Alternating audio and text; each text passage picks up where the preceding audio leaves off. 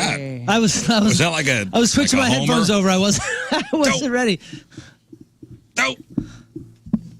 Good morning, everybody. It is a Thursday. It is November the 6th, and here we are, Scott. We are live. I'm excited. Live and coming at you. Coming at you from the 105.7 The Point Studios in Creve Coeur, Missouri. Here we are. Hello. Good morning. So, Rafe, you found a ladybug on your desk? I don't think that's a ladybug. Oh, man. They're That like, was good luck. Asian beetle? yeah, they're fake ones, right? The invasive ones that we're not supposed to like? This Wait is a minute. fake beetle. luck. Yeah, those are ones that carry weird I was diseases. I gonna got win the those lottery. I all over just- my house. Asian I just lady resigned. beetle. It Let's gave see, me but what herpes. Hang on, Pretty there's a awkward. meaning though. Everything has meaning. Oh, yeah? I didn't have it before. Asian beetle means death. What? Means terrible luck. Oh, no. The spiritual meaning of Asian lady beetles. Okay, here we go. Go ahead. Uh-huh. Some believe they bring good luck, while others believe they are great for finding love, and some consider it a good omen to see them. So very similar to the ladybug.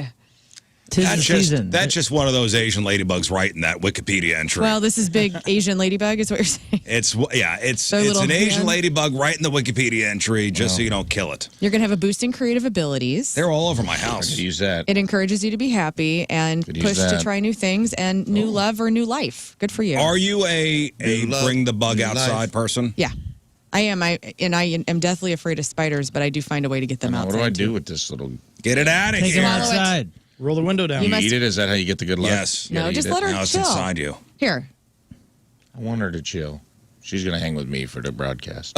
Okay. Aw. What's the cartoon where the ladybug is a guy and he's like, I'm a guy. Oh yeah. Quit calling me lady. This is Frank the Ladybug. Francesca. Let me see what that thing. Some You bugs are see so one, cute. there's probably a lot more in here. This place is filthy. Look at this. Is gross. What do we got going on here? There's dust. does it have There's an- dust bunnies? Does it have an M or a W on its face? Kind of, in between the body and the It's tiny. eyeballs. I clean the flip it over, Casey see if studio it's got once a something. month, It's and got like the little I white... need to start doing this studio. Yeah, that's a W. Okay, so that is the Asian lady beetle. Ah, yes. The invasive Lady species. beetle. I try. I'll be Tree-dwelling honest with you. I try to creatures. bring the bugs outside. Good. I have a sliding, glass door in my kitchen. I'll try to throw them outside. I kill mosquitoes. I kill, like all the bad ones, like ticks, Yeah. mosquitoes. I kill But mosquitoes with spiders have a purpose. Flies, I hunt. Yeah, ticks and My cats mosquitoes do. that's just bat food. Yeah. And Yeah. I will Stink I will bugs, kill you. I don't allow them to live. I allow the stink. 'Cause I they're invasive. carried one out the other terrible day. Stinkers. I was like, the Morgie who had her baby, Lauren Moon, who she named after us, listener Morgie. I emailed her my birthday book that I have at home where it breaks down every day of the year and tells you, like, if you're born on that day, what it means. And I emailed her for her baby Lauren's day. And as I opened up my birthday book, a huge stink bug just like flew out of Man, it. they're everywhere. They are everywhere. And so, but I Dang. carried his ass outside. Because I was like, I all hope you right. went to Scotland. Yeah, those stink bugs are crazy. You open up things and They're just there. they are. Hello. How'd you get there? And I the don't know. Cats won't eat those, but they eat the big old house flies. I do recommend buying a bug assault gun. It's really fun. Tim would love it. He doesn't. He wouldn't. He's You could not get that like at He your kill local Bass flies? Pro. he doesn't kill flies. My husband is the nicest man on the planet. He's Won't not harm a killing fly? anything. Literally, will not harm a fly. Oh, He's very sweet.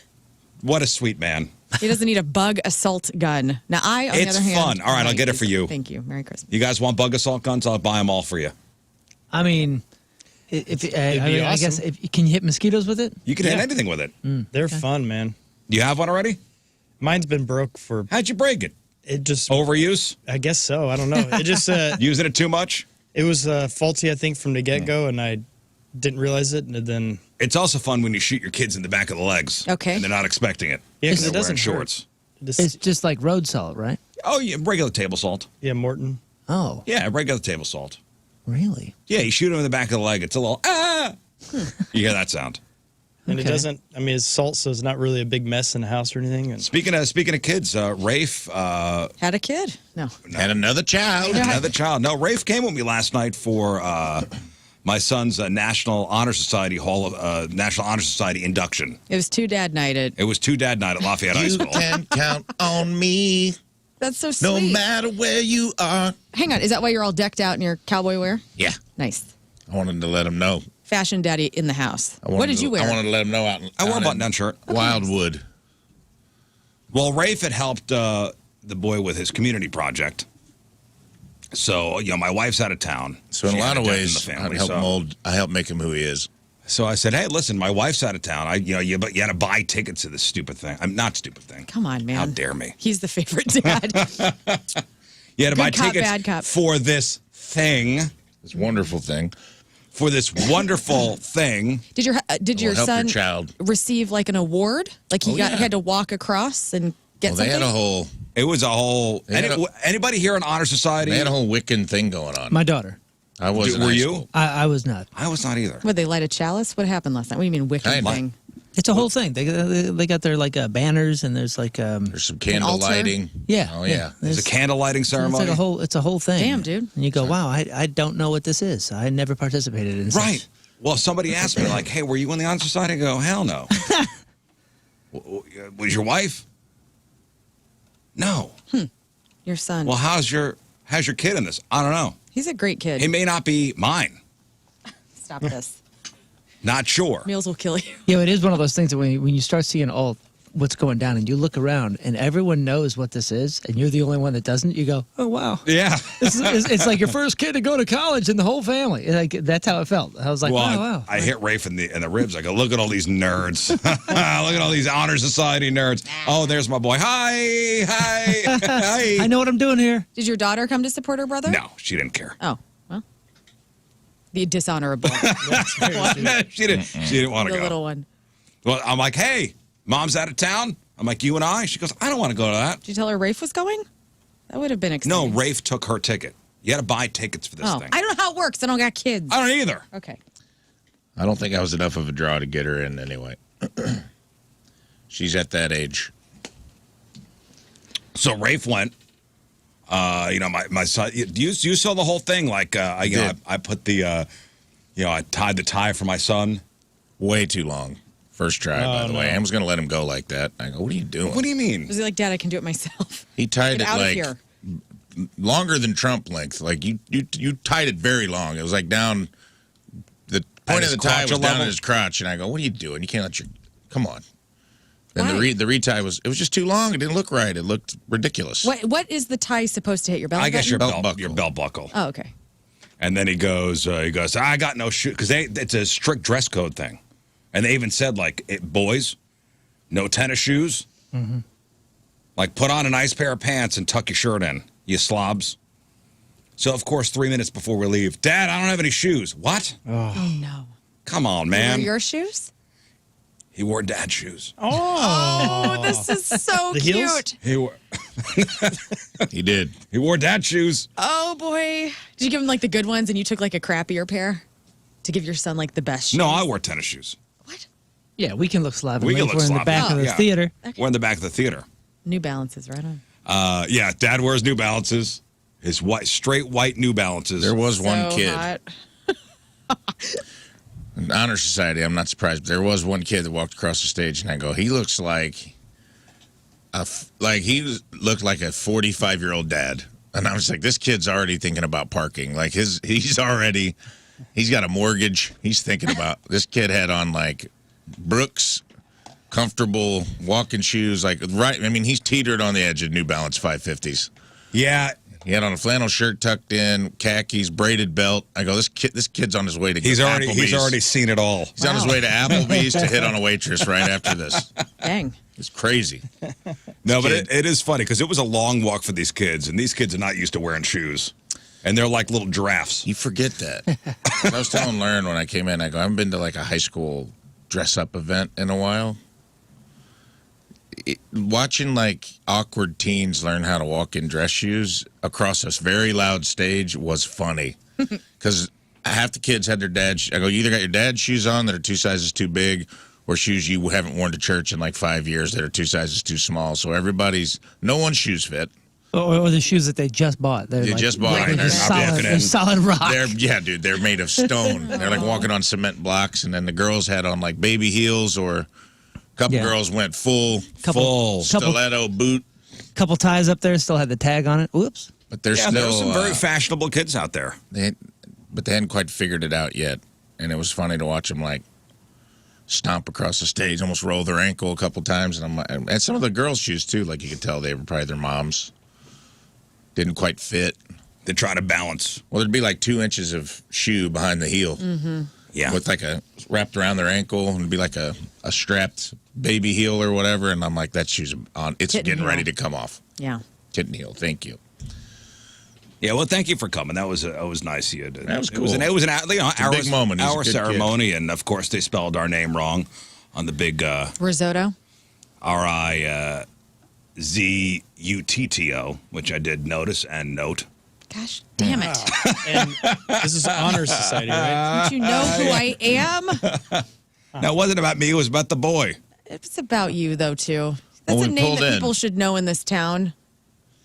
When we pulled in, he was in the car, and Riz goes, which end of the school's the library on? It's by the library. And he goes, and I go, wait, you're getting in the Honor Society and you don't know where the library in school is? Yeah, well, It makes sense. Seems a little suspect. although Rafe and I were big hits in the hallway, took a couple pictures. I said, Oh, we look at you guys. are the coolest two dads here with danglers. Yes. I didn't see any other dad No? with danglers. Dangle daddies. Hell no. We were dangle daddies that night. You guys are ridiculous. Any I love National Honor Society members with danglers up None. there? No. None. You know what? Me. Weird. Just seeing you guys in the hallways being cool dads, like people taking photos. There was a kid that walked away last night in his dad loafers who said, you know what? I'm going to get my ear pierced this weekend and he's going to have a dangler. And that's how it starts. And then the kid's going to be the coolest kid. He's going to be homecoming king, probably get a couple of girls knocked up. He's going to be Whoa. living a crazy life. One kid because started of what arguing you with guys me did. that Mr. Brightside is a good hype song. Yeah. I go, what the hell are you talking about? He goes, you said Mr. Brightside from The Killers is not a good hype song. I go, it's not. You started arguing with a kid in the hallway? You went to high school and you started arguing with a kid? Rafe saw it. Did you shove him? I had to pull him away. And he's right, by the way. You're wrong. Mr. Brightside is a hype song? I mean, why do you think it's lasted? These kids gravitate to anything that's kind Well, of these kids don't know what hype song is. You play Master of Puppets. That's a hype song. If you're going Killers, The Man. Welcome is to the hype jungle. song. How did you get in there? Welcome to the Jungle is a hype song. Yeah. You're in there with your danglers screaming Mr. about how much Brightside, that's not a hype song. It's a good song. Yeah. That's not like the one I go That's to. the team just lost, and we're going to play something while you guys are leaving song. Very nice high school. Okay. I will say that. Yeah, that's real He said, fancy. let's meet in the lobby for refreshments, and his son wanted to leave, and I go, hey, man, I never had caviar before. What kind of refreshments? Let's get it. That's what I want to know. I It go, was- I'm assuming we're having some sort of croissants and caviar and some sort of pastry tarts. That's out here. the way we Schools roll have out no there. money for that. Buffalo, this school does. Prop S didn't pass, Yeah. so no caviar. No caviar.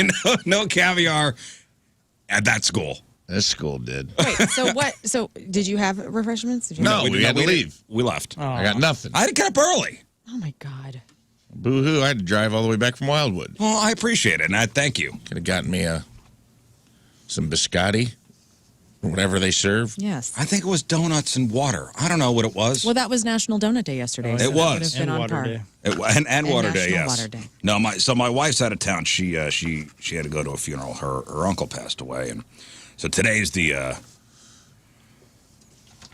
service, and she's supposed to be coming back tomorrow, but they're saying Oh, airport's yeah. going to be a mess tomorrow. Oh Lord.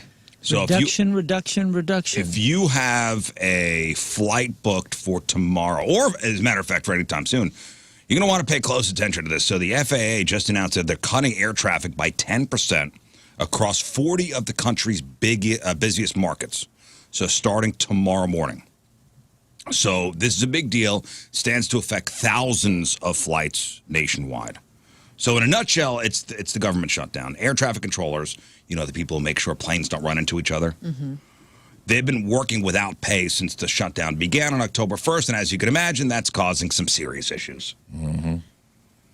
So they're being forced to work mandatory overtime, often 6 days a week, all while not getting a paycheck. So the stress is building. Some controllers are calling out of work because they're frustrated. They've taken second jobs. They don't have enough money for gas or childcare. So this is leading to staffing shortages at airports and control centers across the country, which has already caused some flight delays. Who saw the video from Texas yesterday? I did. I didn't. Gave me anxiety. Oh, my God. The line was insane. Oh.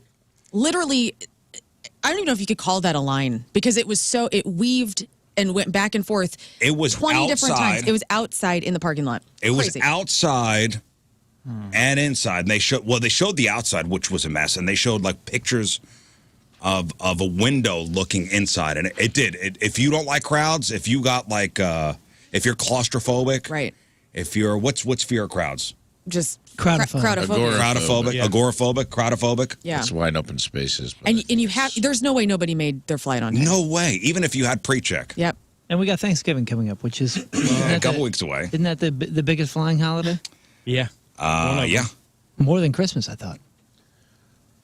Because people spread it out in Christmas. Are you flying? Are you in town for Thanksgiving? Yeah. We're in Okay, town. Good. We in town, but my wife's supposed to fly home tomorrow, and they're not saying which airports are being affected yet. I mean, I would assume she's flying out of Newark. So I'm assuming that's going to be one of the airports. She's flying out of Newark, and I'm not sure they're supposed to list the airports today, which of the markets are being affected. So they haven't said Lambert yet. But are we one of the 40 busiest? Not anymore. We just had another airline pull out. So Well, but that's not effective yet. That's effective next year. I know. I'm just saying. This is one of the few times that it's nice to not be known for having a good, awesome, big airport. Yeah. So the FAA has not released a list of the 40 high-volume markets yet, but said it would be released at some point today. They'll be meeting with airline executives to figure out the best way to implement these cuts. So for now, if you have a flight booked, download your airline's app. Keep a close eye on it for updates on your flight status. Look for the latest info on delays and cancellations at your departure and arrival airports. And they say get there early. yeah, man. AAA is advising travelers to allow plenty of extra time at the airport. Okay, I have the list, volume wise. Let's see. I'm going to look for STL first, and then I'll go back to the top 5. We are not in the top 30. You said the top 30? It's top 40. Aye, we are in the top 40. Ah. We are number 34 with 7.8 million Ah. as of last year. Versus number 1, which is Atlanta, with 52.5 million. You think this will deter people from booking? Like, people are going to cancel their plans? Like, people are going to say, Maybe. you know what, I don't want to deal with this. And that's kind of what the air traffic control is like, hoping the people that can cancel and maybe don't have to be anywhere, they decide to stay Maybe. home. We're visiting colleges next weekend, and we were 50-50 split on, are we going to fly? Are we going to Where are you going? do the long drives? We're going down south. Alabama, sir. Roll Don't you usually drive there? Not University of Alabama. That's much further. So, that's down in Tuscaloosa. Oh, I don't know distances. Plus, dude, when you're We're down, not a geography show. When you're down there and there's a football game, hotels are like $1,000 a night. The cheapest Airbnb we could find was $2,600 Man, a night. a night? Yeah, so we can do that. So we got $2,600 for a night? Yes. Oh, my God. So we I have bet they to. price gouge like a mofo. So Oh, we if there's have a game? Yeah, so we have to drive. We have to drive all the way down there, and then we're gonna go to the game. But then we have to drive hours and hours away to stay. Then hours and hours Man. back for the college tours and all that kind of stuff. So and we were 50-50. And had this been going on, I 100% would have made arrangements due to this. I would have just gone, nope, we're not flying. And we're not Well, flying. I'm Listen, crossing my fingers, hoping my wife gets out.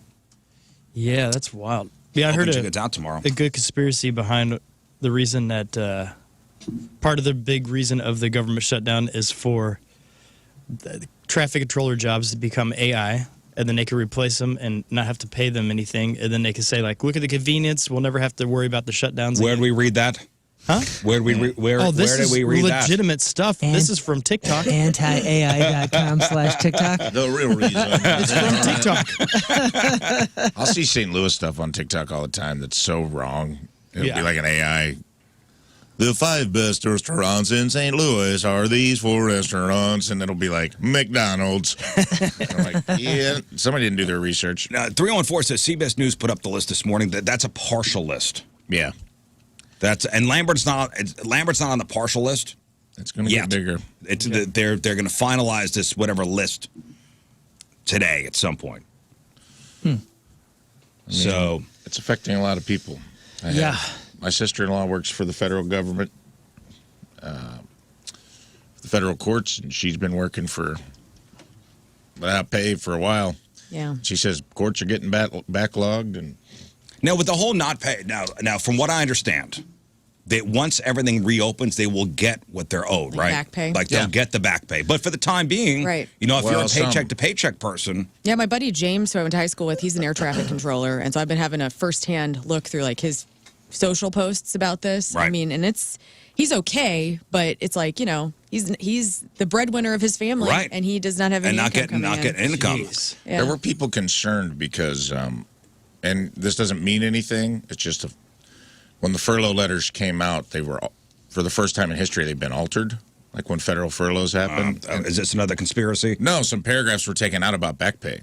They didn't say you're not getting it, but they took the paragraphs out about making it clear that you're making getting it clear that you're getting it. So I haven't heard anything about that. I know they've been saying like, hey, everybody's going to get their back pay. That's the norm. Which is the normal. I have not heard anything of the contrary. I don't know how quickly. That's the thing and I have no clue. I don't work for the government. I don't know if it's like day one. Do you get your back pay first check? Does it come? I don't know. Yeah, soldiers in the military are not getting paid either. So yeah. I just think it's incredible. They are. They're not. They're not. Soldiers. I thought they were still getting paid. Yeah, I thought they were. Now. No, the only people getting paid are the politicians. Well, I was just saying, in solidarity, I thought they were giving up their pay. They didn't give up their pay. Oh no! Isn't that BS that they still wild? get paid? What? No way. Yeah. Wow. Yeah, that's wild. Congress pull that off. Safe travels, everybody. Yeah. And good luck. Just work. I'm staying home. When will we know? You said tomorrow? For the list? Today. Oh, today. Today. Comes out today. Like, who's getting cut? Rental cars, too. I mean, that happened to Tina a few weeks ago. Her flight got pushed, and then she couldn't get a car because they're gone. Oh, everybody's driving. Everybody's driving. Hey, if I got to get there. Their flights are canceled. Everybody's grabbing rental cars. If I got to get there, I got to drive. And it was like the episode of Seinfeld. I was talking to you about it, and I'm like, she made a reservation, and then reservations are just still 30 years after Seinfeld episode comes out. Reservations are still just kind of like more of an abstract idea than an actual reservation at a rental car place. Because she's like, I got there and they're like, we don't have a car for you. And she's like, oh, because I have a reservation right here I made 6 weeks ago. And they're like, yeah, sorry about that. And then she's had to wait like 2 days until a car was available. All right, military still getting paid. So active duty getting paid. So, yeah. What, reservists aren't or something? Reservists are not.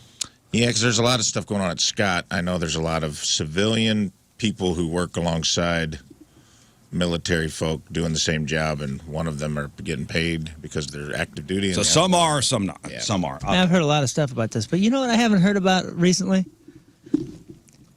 Show me the list. That's a good point. Yeah. Is that what this is about? Come on. Distraction. Come on. Right. Come on. We forgot. Come We're on. talking about something else. You know what? It almost worked. Oh, you almost got us. Glad you're here. You hadn't brought it up for 2 days. glad Got you're him. here. That's Got why I him. pointed at you. I've been real busy with other stuff. That's a good point. When's Ghislaine going to plug the government back in? Yeah. Watch how fast we get planes in the air if the list comes out. List comes out and then all here of a we sudden, go. Boeing rolls Hey, man. 700,000 new planes right off the assembly line. Listen, people are on edge. People are on edge. Everybody's got to chill. Yeah, let's chill, man. Let's chill. Maybe we should do some. You Okay, guys you know wanna what smoke a we got to doob do? on No, the air? here's what we got to do. What's something we could all do that just we're out in nature, one with nature. Well, yesterday it was sunning our beeholes. What's it going to be today? Maybe we'll go fishing. Okay. Blessings. Maybe we'll bless you. Maybe we'll find a nice spot. We'll find a nice spot. We'll Unplug. we'll unplug. We'll just we'll shut our eyes. Okay. We'll hear the sounds of nature. Maybe a little plop plop, and those are our lures. our lures going in. Mm-hmm. Yes. But first, we got to go to Bass Pro Shop. Oh, yes, of course. Mecca, yes. First, we got to go to Bass Pro Shop. My We son gotta was go there yesterday. check out the fish in the tanks there. Let's go. So he says. So here's We love Bass Pro Shop, right? I do. Okay, so a favorite brand new place. one, brand new one opened up in Odessa, Texas. Oh, Nice. So let's go to Odessa, Texas for the grand opening of the Bass Pro Shop.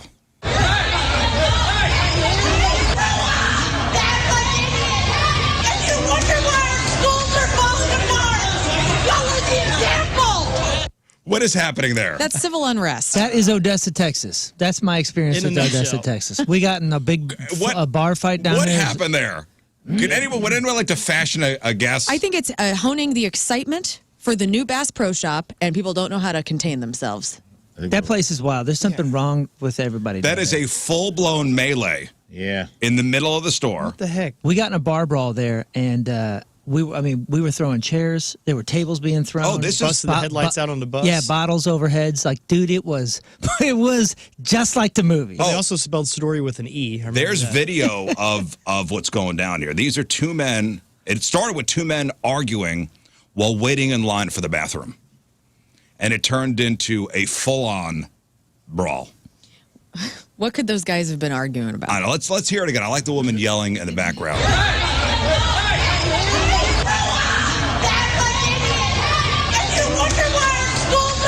And you wonder why our schools are falling apart. Well, yeah, the adults are dumb. This is We have to our be a better adult- example for the kids. These are all grown. Yeah. grown Now, people. according to the police department down there in Odessa, they were called to this brand new Bass Pro Shop for a disturbance. What started as a verbal spat between two fellas in the bathroom line quickly escalated into a physical fight. It didn't stay a two-man affair Sounded for long. hot dog roller related It at didn't- first. It didn't stay a two-man affair for long. Soon, other men were running in and throwing punches, turning the store into an impromptu fight club. I can't believe there's even a Bass Pro there. Odessa It's not is that in big. the middle of nowhere. It's not that big. There's no reason you would be there unless you're trying to go from Dallas to Juarez, and you happen to need to stop in the 20-hour drive it takes to do that. Odessa is truly, like, I'm telling you, man, it's the Wild West because they act different down there because they are alone. If they do something wrong and the National Guard needs to be called in, they still got 2 days to mobilize. I don't know. Where is West Odessa? Texas. Odessa Oh, is in the middle of western Texas, Yeah. nowhereville. Friday Night Lights. Friday Night Lights. Okay, that's Yep. why it's familiar. Odessa. Friday Night Lights. Yeah, they're in their own world. It's also like the Landman. It's kind of set in that area. Is it really? Yeah. Yeah. West Oh, Texas. I'm telling you, it is. It's oil fields, baby. Boy, if there is a place. Those were roughnecks in the bathroom line. Those were oil rig workers. real men. and they Real men. They, Guys, Prostate's guys. probably the size of honeydews. they kind of own the town. I'll Both tell- got to pee. It's on, dude. they- They're they- ignoring their health, eating hot dogs. On I'm oil dribbling rigs. here. That's right. so we got assaulted right in this bar, full on brawl. Then they came out, busted headlights out of our friend's tour bus.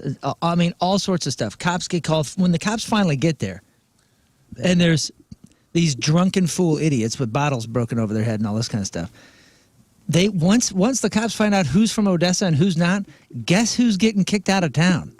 Anybody not from 618 Odessa. It says- don't matter who started the fight. 618 says, Moon, you have to stop, man. You were there 20 years ago. It's not the same. I'm gonna go ahead and What did I assume- just? What audio I just played? Listen, which happened It's Saturday. the same place. No offense, man. I know what you're saying. It has been a minute, but I don't think Odessa is on the fast lane of change. Yeah, and Odessa doesn't understand Bass Pro where they think they're trying to turn it to a Walmart. This is Well, not if the you same. if there's a place to get into a fight, a lot of weaponry at Bass Pro. Oh, yeah. I can't. I pretty A dumb. lot of weapons. mean, it was a tiny place. I don't understand. I'm going to look It's up. like a little over 100,000 now. Well, 100,000. That still seems really small for a Bass Pro. So in the background of the video, you hear that one woman yelling, these grown-ass men act like idiots. And you wonder why our schools are falling apart. Johnny Morris's net worth, what do you think it is? billions. Oh, $6 billion. I'm going to say, give Yeah. me 63 billion. Oh my Oh, gosh! that's a crazy I'll go ahead and number. split the difference and say 20. What'd you say, Rafe? It's a few billion. I'll say 3.5. No, I know he's not the 6. I wonder how you count. 6 for me. Ladies and gentlemen, $7.9 Okay, billion okay, for okay. Johnny Morris. All right. Give him more money, guys. He needs to get up to 63. By the time the cops arrived, things had cooled down. All parties involved declined to press charges because no one wanted to take further, action. No arrests were made. The two men who started the whole thing reportedly suffered only minor injuries, were taken to the hospital. However, Bass Pro Shops issued them a criminal trespass warning, which means they are officially banned from the store. Oh, man. Man, now they're going to have to go to Cabela's. That is devastating for men, though. Look at you get this. banned from Bass Cabela's. Pro. I know. So look at this. You know how long it takes to get, across the state right here. Here's Odessa. Odessa is a Missouri and a half away from Dallas and another Missouri away to the border. And there's nothing in between. You got Midland. Once you get out of this town, I mean, it's just death and cows. Oh, in this the is snow. Landman, right? That's Landman is all. It's got to be all this. Yeah. Yeah, Billy Bob Thornton lives And down that's here. where, when you're Down in this traveling area. through that area, you have to, if you see a gas pump, you just go ahead and fill up because it could be Yeah. 80 miles to No, the really. next one. It's I crazy. have no reason to go down there. It's its I'll own never. planet, It's man. beautiful down It there, is though. really cool. Lubbock, But Midland, it makes Odessa. you realize how big Texas is. Yeah. I do want to go. Isn't it in Texas where that random, I think it's Prada. There's like a random Prada just in the middle of nowhere. You know what I'm talking Yeah, about? it's out You know in what the you're talking desert. about. Is that like a Yeah. desert oasis? Like, a guy will be wandering in the desert lost and they'll see like, oh my God, Is it for fresh Prada water. Marfa. Fresh Is it for water. the- And if a woman's wandering around, she goes, oh my God, a Prada store. It's in Jeff Davis County, Texas. It's called Prada Marfa. It's a permanent sculptural art installation. So it's not a real store, Named but it's a after Prada Jefferson storefront. Davis? I don't know. It is Valentine, Texas. I want to go see that. Prada Marfa. Yeah. It's for all that oil money to be spent. It started in 2005. It's this art installation. It's like an old gas station, Pretty right? fun. I think That they it turned looks into like a it Prada is. storefront. It's pretty cool. Like, look Pretty at neat, it. man. Yeah. Look at it. It's just like out in the middle of nowhere. There's a Prada store. Huh, interesting. You'll What be in driving the on a world? Doesn't basically even look Death real. Valley-like Right. road, and there's just That's when you rub your eyes and go, is that a Prada store? Right. it's a mirage. Yeah, it's kind Huh? of A mirage? I think that was the intent. Backcountry. Yeah. Fantastic. And get water and supplies. No, damn, it's an art installation. shoes. Awesome. Yeah. Awesome art installation. What a I'm place. dying over here. Well, R.I.P. Last time you guys saw a fight in a place that just caught you off guard, like A fight? Oh, yeah, man. like not in a bar, because a bar you kind of expect to see a fight, but like just a fight in like a public A establishment. hotel lobby. Mine was on But the there was a landing. bar attached to it. Over what? Like who got the last bowl of cereal? think I- No, and that's the first time I Breakfast? ever saw a Heineken bottle broken over somebody's head. Whoa. And it's not like the movies. No, it ain't a sugar bottle. It's No. it's a thunk It is and a, a half dead guy. oh yeah, it is blood and Green everywhere. Where on the landing? What time of day? It was the blues festival. I think Buddy Guy was playing, and it was like So bar. 8 p.m. No, it was out on the cobblestones. Like it was an outdoor festival, and all of a sudden these two white guys were just like beating the hell out of each other, and I was like, okay, let's watch this, See it. And then the cops broke it up. Yeah, I was at a Denny's in downtown LA and Yeah. about 2 a.m. and these two tables got into it and they were both like all female at each table and it was hilarious. They started chirping and then tables started flipping over. Chirping. And I found this one gal that she was one punching, so I just went up behind her and grabbed her and pulled her off everyone. Proposed? You did? I was like, screw this. Yeah, because I was You're a stuck. I couldn't get hero. out of the place. So I'm like, I'm not going to get hit Proposed, and they were myself. married That was Allison. Yeah. a few weeks later. Yep. Found my love. It was Allison, sweet girl. Mine You ever was see- at Cheddar's, and it was two cooks came rolling out of the. I'll never. It's a cheddar. burned in my brain, dude. First time I ate at a Cheddar's, and two cooks came rolling out in Fairview Heights. Came rolling out of the kitchen through the loom, like the swinging door. Just, I mean, like a cartoon, like rolling across the floor and just fists flying everywhere. And manager's like broke it up and was like, what's going on here? And the dude goes, Dave bit me again. I told him not to do it, and he did it again. And I was like, somebody bit, like, I guess one of the guys Busey'd the other guy, like he snuck up behind him, Bit him. like bit him on the neck in the kitchen, and the guy like grabbed one of the kitchen knives and went after him, and they were like full on tussle. Yeah. Oh, 618 did hey Riz, did the Heineken bottle break? I should say, when I say broken over somebody's head, it didn't break. The head broke. The head broke. It's again, it's not like the movies where it's like, you tap somebody with a glass and it breaks. Yeah, it's a sugar It was bottle. a thump. Hey, can we go back to Cheddar's Scratch Kitchen for a minute? Real fast. Dude, honey butter croissants as an app and then also a buffalo beer battered shrimp. Where the hell is a Cheddar's in 2025? think there's still one in Fairview, and I think there's one. I've never been to one. Springfield, Missouri. Oh, you know what I do want to bring up? Their chefs taste good. Since you brought up breakfast. Oh, I know what you're going to bring up. The Buttery restaurant. Done. It's I never heard of this place. So explain. Anybody know this place? No. It's a South City staple. Oh, the Buttery on Grand, dude. Buttery on Grand. I've never heard of this place, but apparently it's a big deal. It's a big deal. It's closing after 30 years. 30 years. 30 years. This is from Facebook. A South City staple is gone. The Buttery restaurant on South Grand is officially closed after decades of serving up breakfast, lunch, and late night meals in St. Louis. The building is now boarded up with closed, spray painted across the wood. Known for its old school charm and frozen in time feel, the Buttery was a beloved neighborhood spot for generations. I guess people online are sharing memories of family breakfasts and post-night out meals, mourning the loss of a true Oh, man. St. Louis classic. Cheddar's in Fairview Heights is closed. Bummer. Have you been to this place, Buttery? Oh, yeah. Buttery? It was like a cash-only joint. It's one of those type spots, kind of like the old Maid Right. ATM in the corner. That's how Courtesy was, too. Tiffany's. On Kings Highway, that's now Chuck's Hot Chicken. Just go in there, 1 in the morning. Your Somebody's beloved. like smoking a cig, dicing up ham. Loved it. Where was it on South Grand?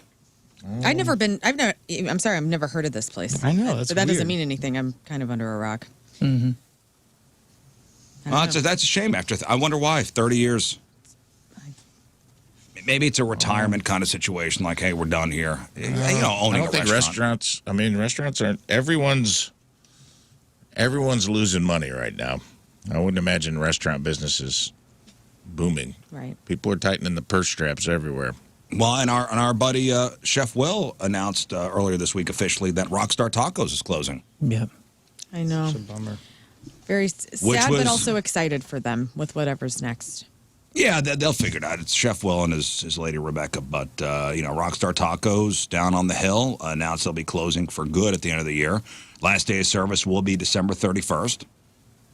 So, Will and Rebecca explained their tough decision. They said it's been a hard year for us and everyone, as you know, rising prices. They were having a hard time finding staff.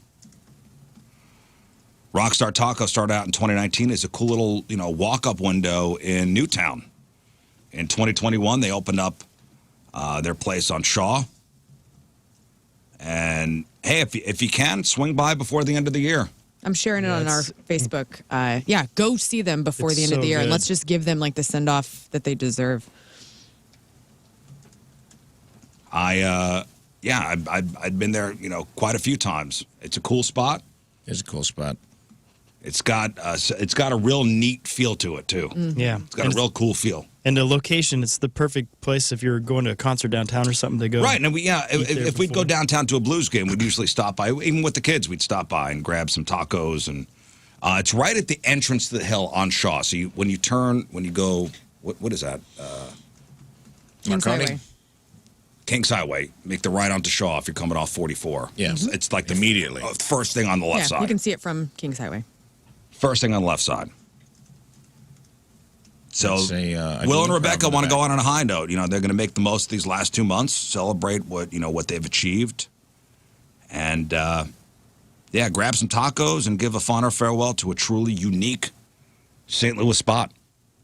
And Chef Will's going to be here next week with my posse. In effect, he plays bass with them, so we'll talk more about it then. But that's a bummer. I hated to see that. They're great people too.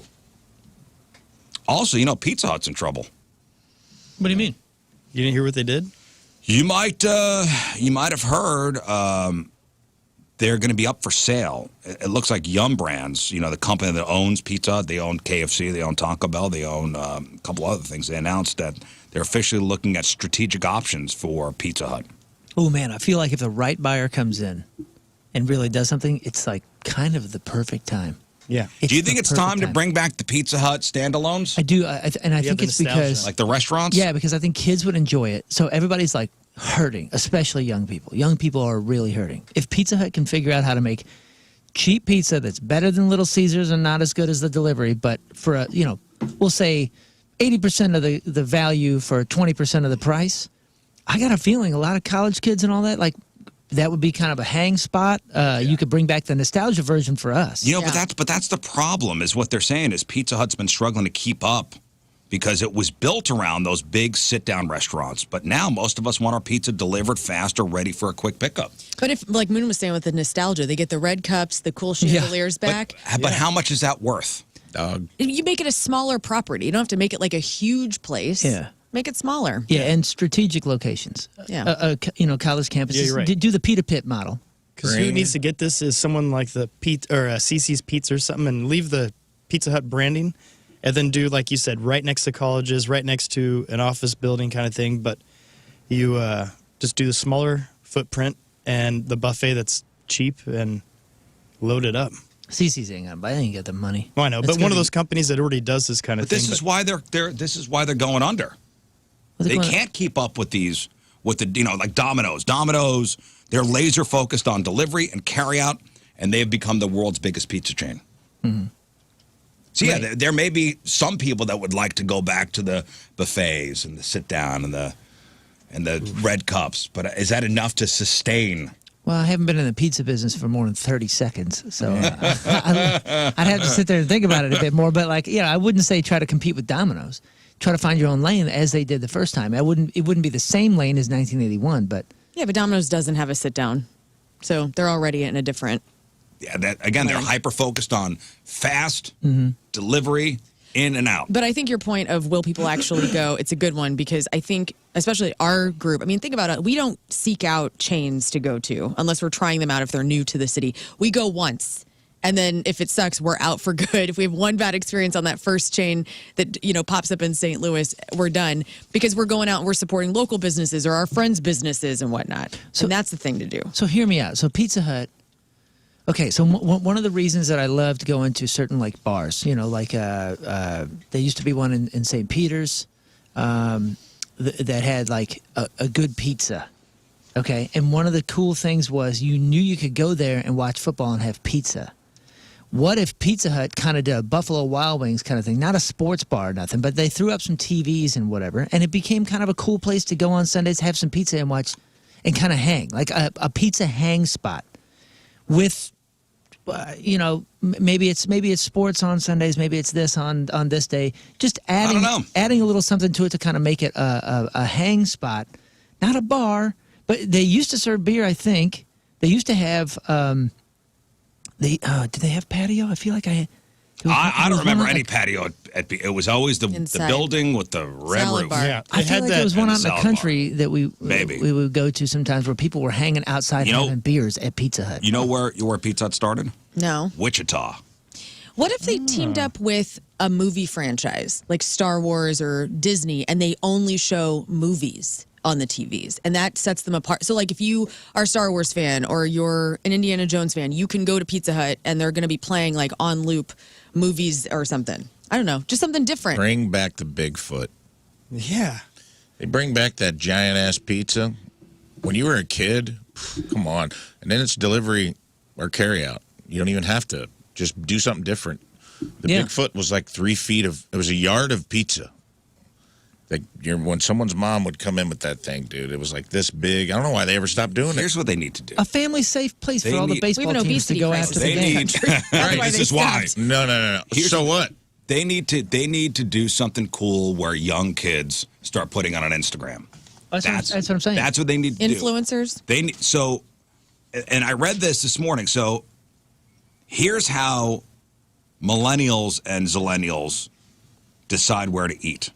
Oh. They look on Instagram. I got a great example for you.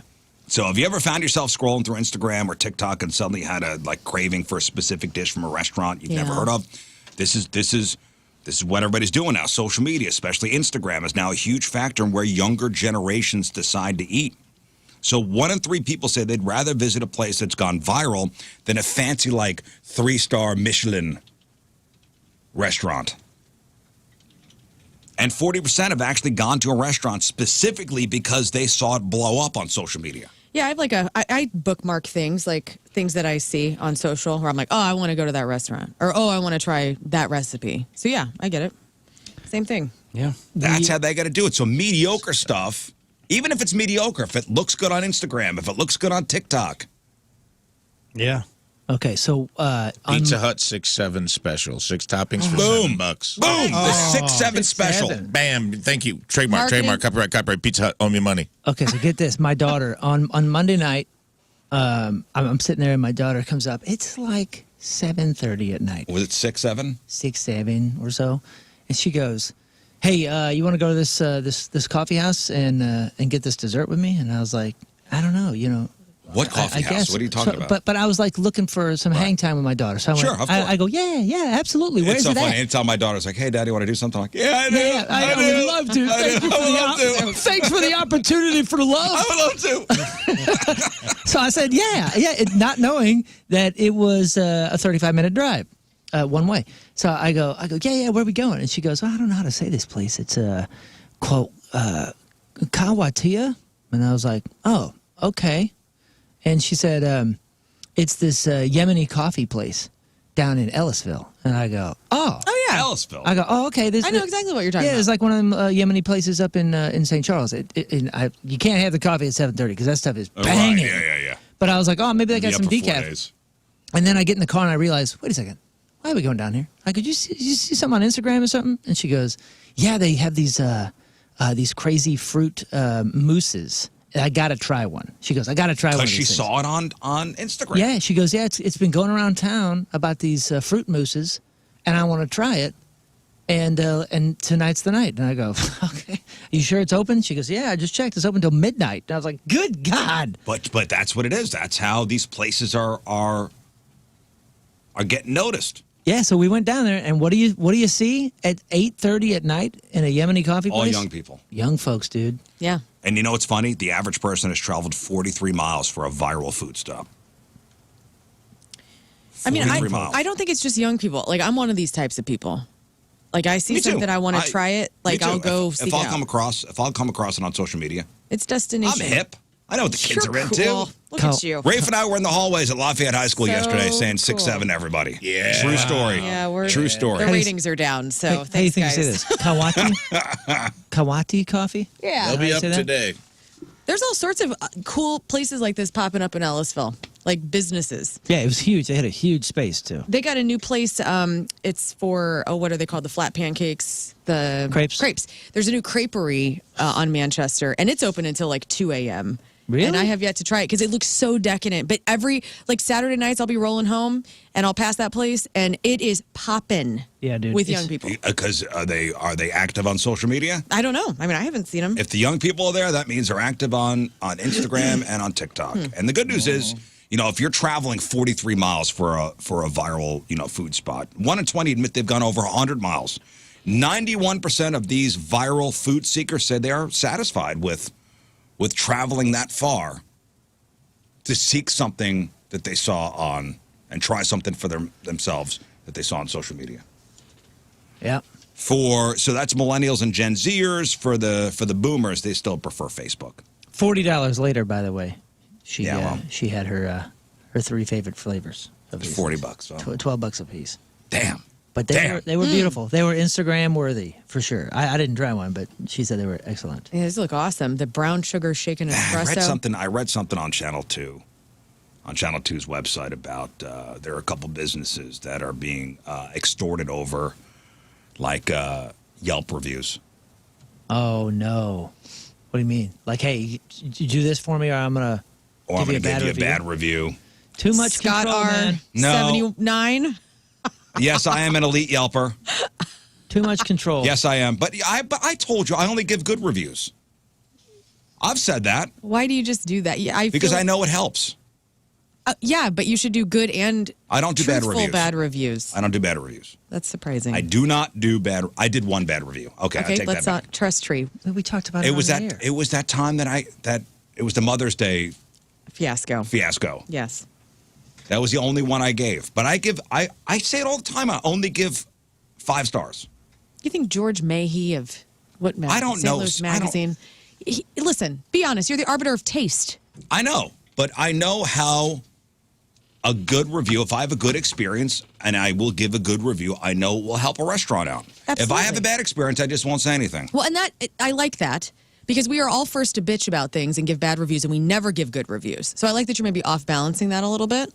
Most people want to complain; they don't want to actually lift up. I complain here. This is my Fact. This is my 1 or 2 star platform. Thank you so much. But I know going on Yelp and seeing, a good review will help a restaurant out. And then I see stories like this. So this is the perfect recipe for internet drama, a fantastic meal, a confusing ingredient. So a woman visits a restaurant for the first time, and she leaves a 2-star review that was a real mixed bag. And again, this is on Yelp. So on one hand, she's like, the brisket was probably the best I ever had. But then the complaint, and this is why the 5-star went down to a 2-star. I found a leaf in my baked beans. And she signed off with, I cannot make this up, followed by a vomiting emoji. So the brisket was great, but she found a leaf in her baked beans. A leaf. A leaf. And she signed off by saying, I cannot make this up, followed by a vomiting emoji. What happened? I think it was parsley and or what's the one that tastes like soap to some people? Cilantro. Cilantro. You're on the right track. It was a bay leaf. Yeah. Oh, what Which a is turd. a normal thing. It was a bay leaf Yeah. in the beans. Well, this person doesn't know how to cook. Sounds like that's my review of her. So she went from a 5-star, the brisket was great, everything was good, the food was excellent, to I found a leaf, -3 stars. -3 stars. -3 stars. I don't think you should be allowed to just up and do this. What happened to word of mouth? Remember what happened? You remember how word of mouth works? Somebody says this is good or this is bad. But then when somebody says, oh, this was awful, and everyone that hears that person knows that person is a jackass, it didn't count. Now on Yelp, you don't know who's crazy or stupid. Everybody's got the soapbox and the megaphone. Yeah. Like this guy bitches about everything. He's kind of a jackass. Well, I'm actually hoping not that gonna my listen to him. 5-star will negate the 2 stars. But it Because of doesn't. friggin' bay leaf. And good on the restaurant.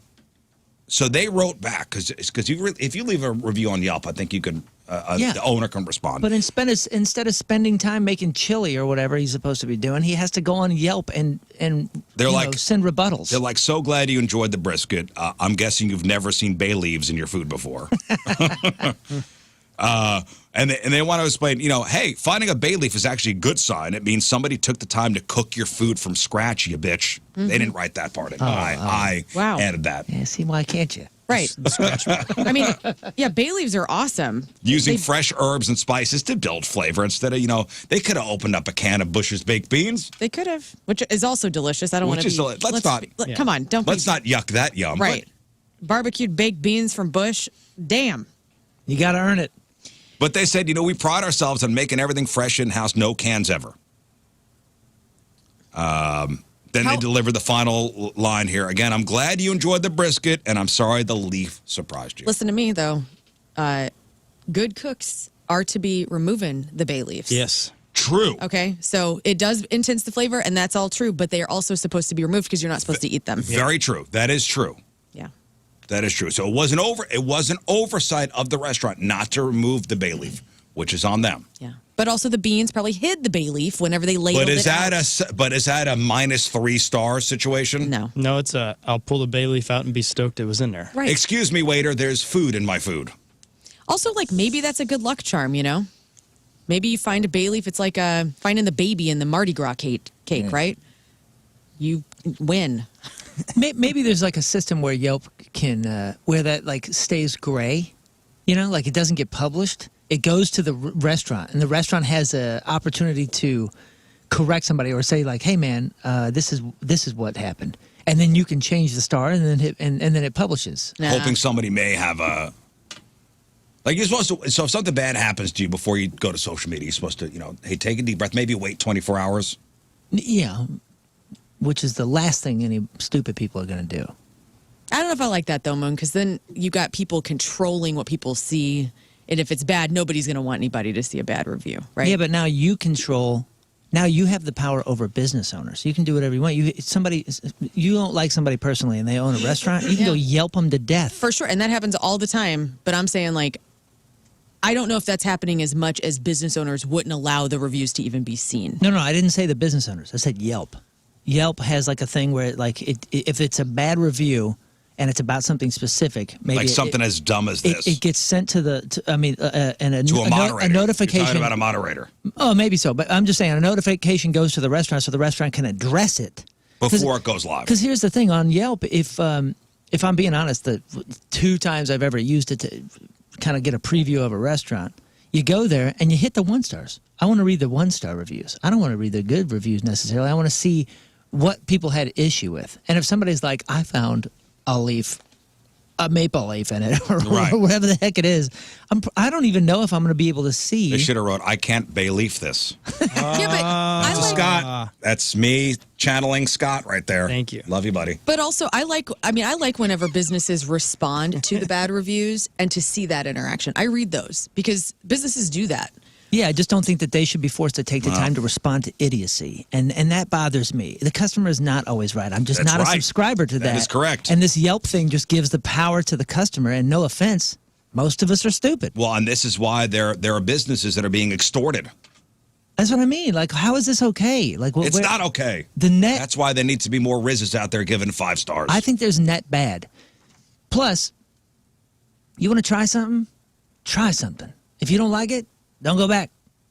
That's all. You know what I mean? People are avoiding restaurants because of bad reviews that they didn't even try. Honestly, I don't even look at the reviews as much as I look at the photos that are attached to Yelp. Because sometimes I want to see like what a dish looks like, how clean it looks inside the restaurant. And if it does have a star, that's fine. You know, if it's like a 3-star, I'm like, okay, well, let's look at the photos. Let's look at the menu.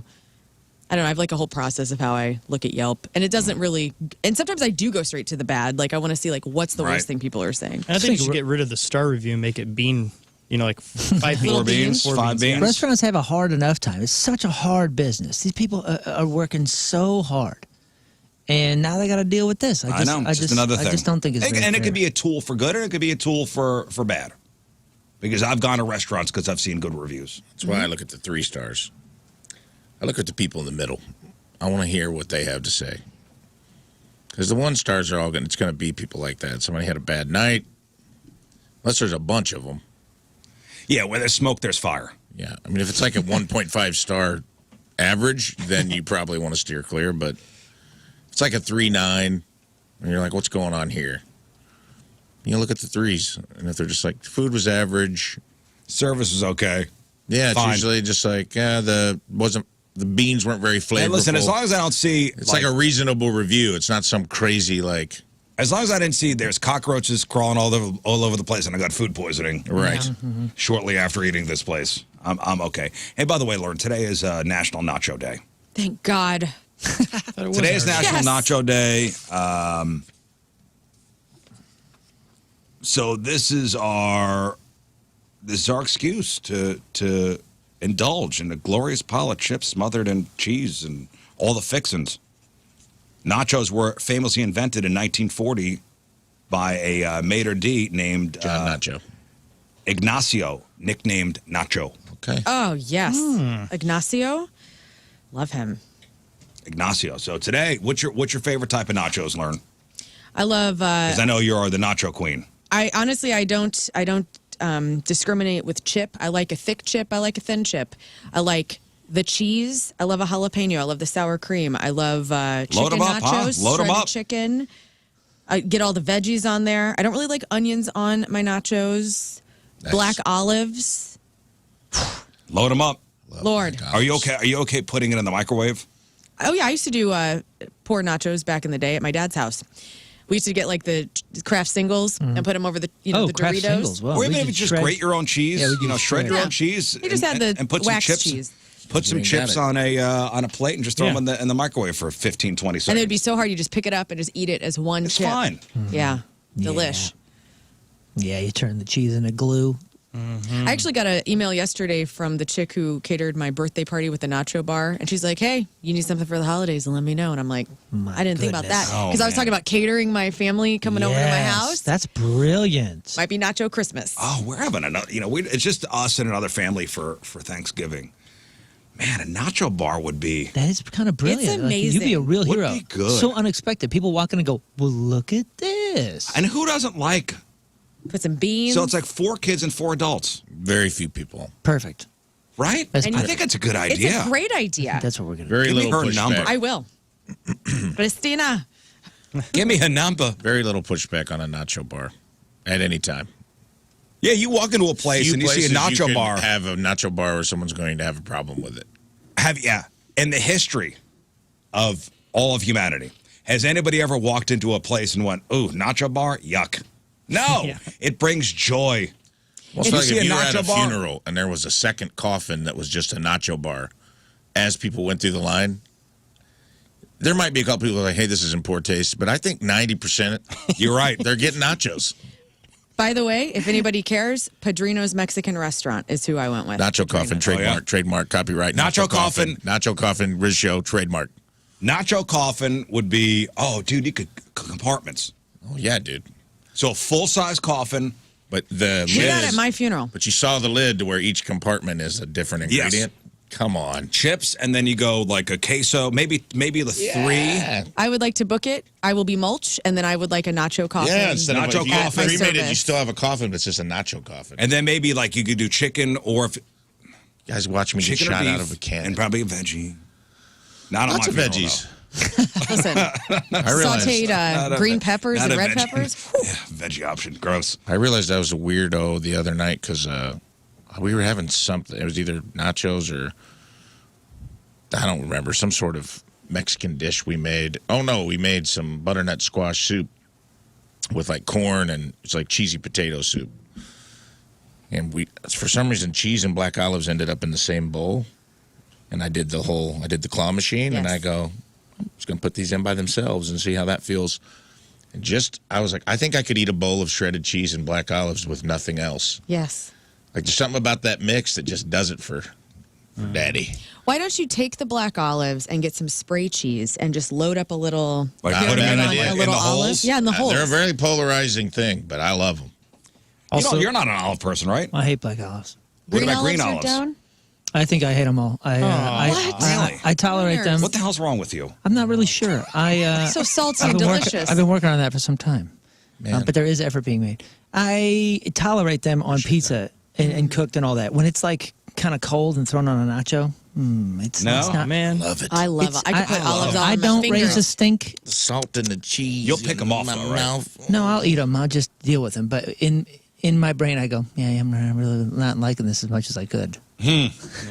But I tolerate. I freaking love them. And by the way, listener Abby said we need to check out Loaded Nachos. What is it? Loaded Elevated Nachos.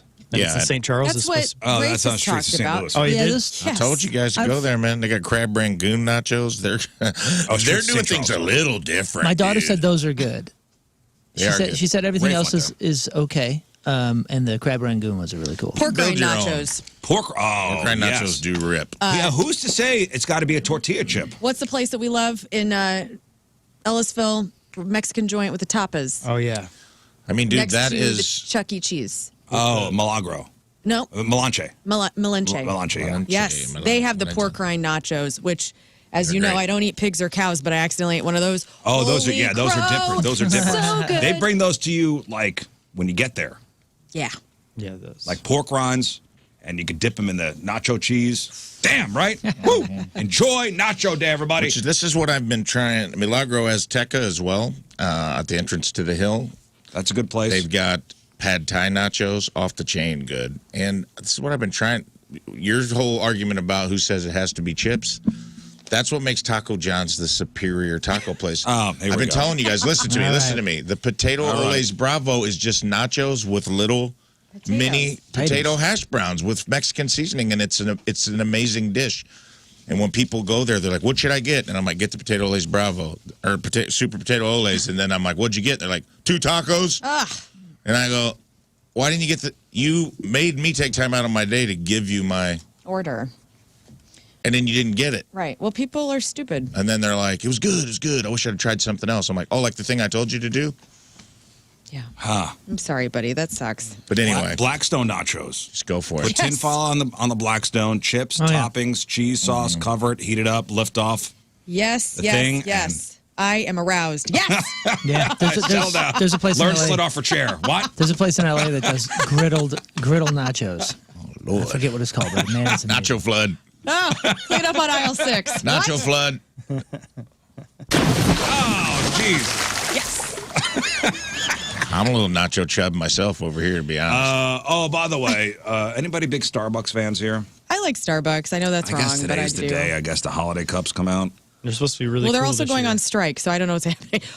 Oh yeah, that's a big thing about the union, right? They're trying to unionize. Yes. There are some stores that are unionized, and the ones that are they may strike. They're gonna tomorrow, maybe Today, maybe. today. Oh, they are This unionized. week, I thought they were Not try- all of them.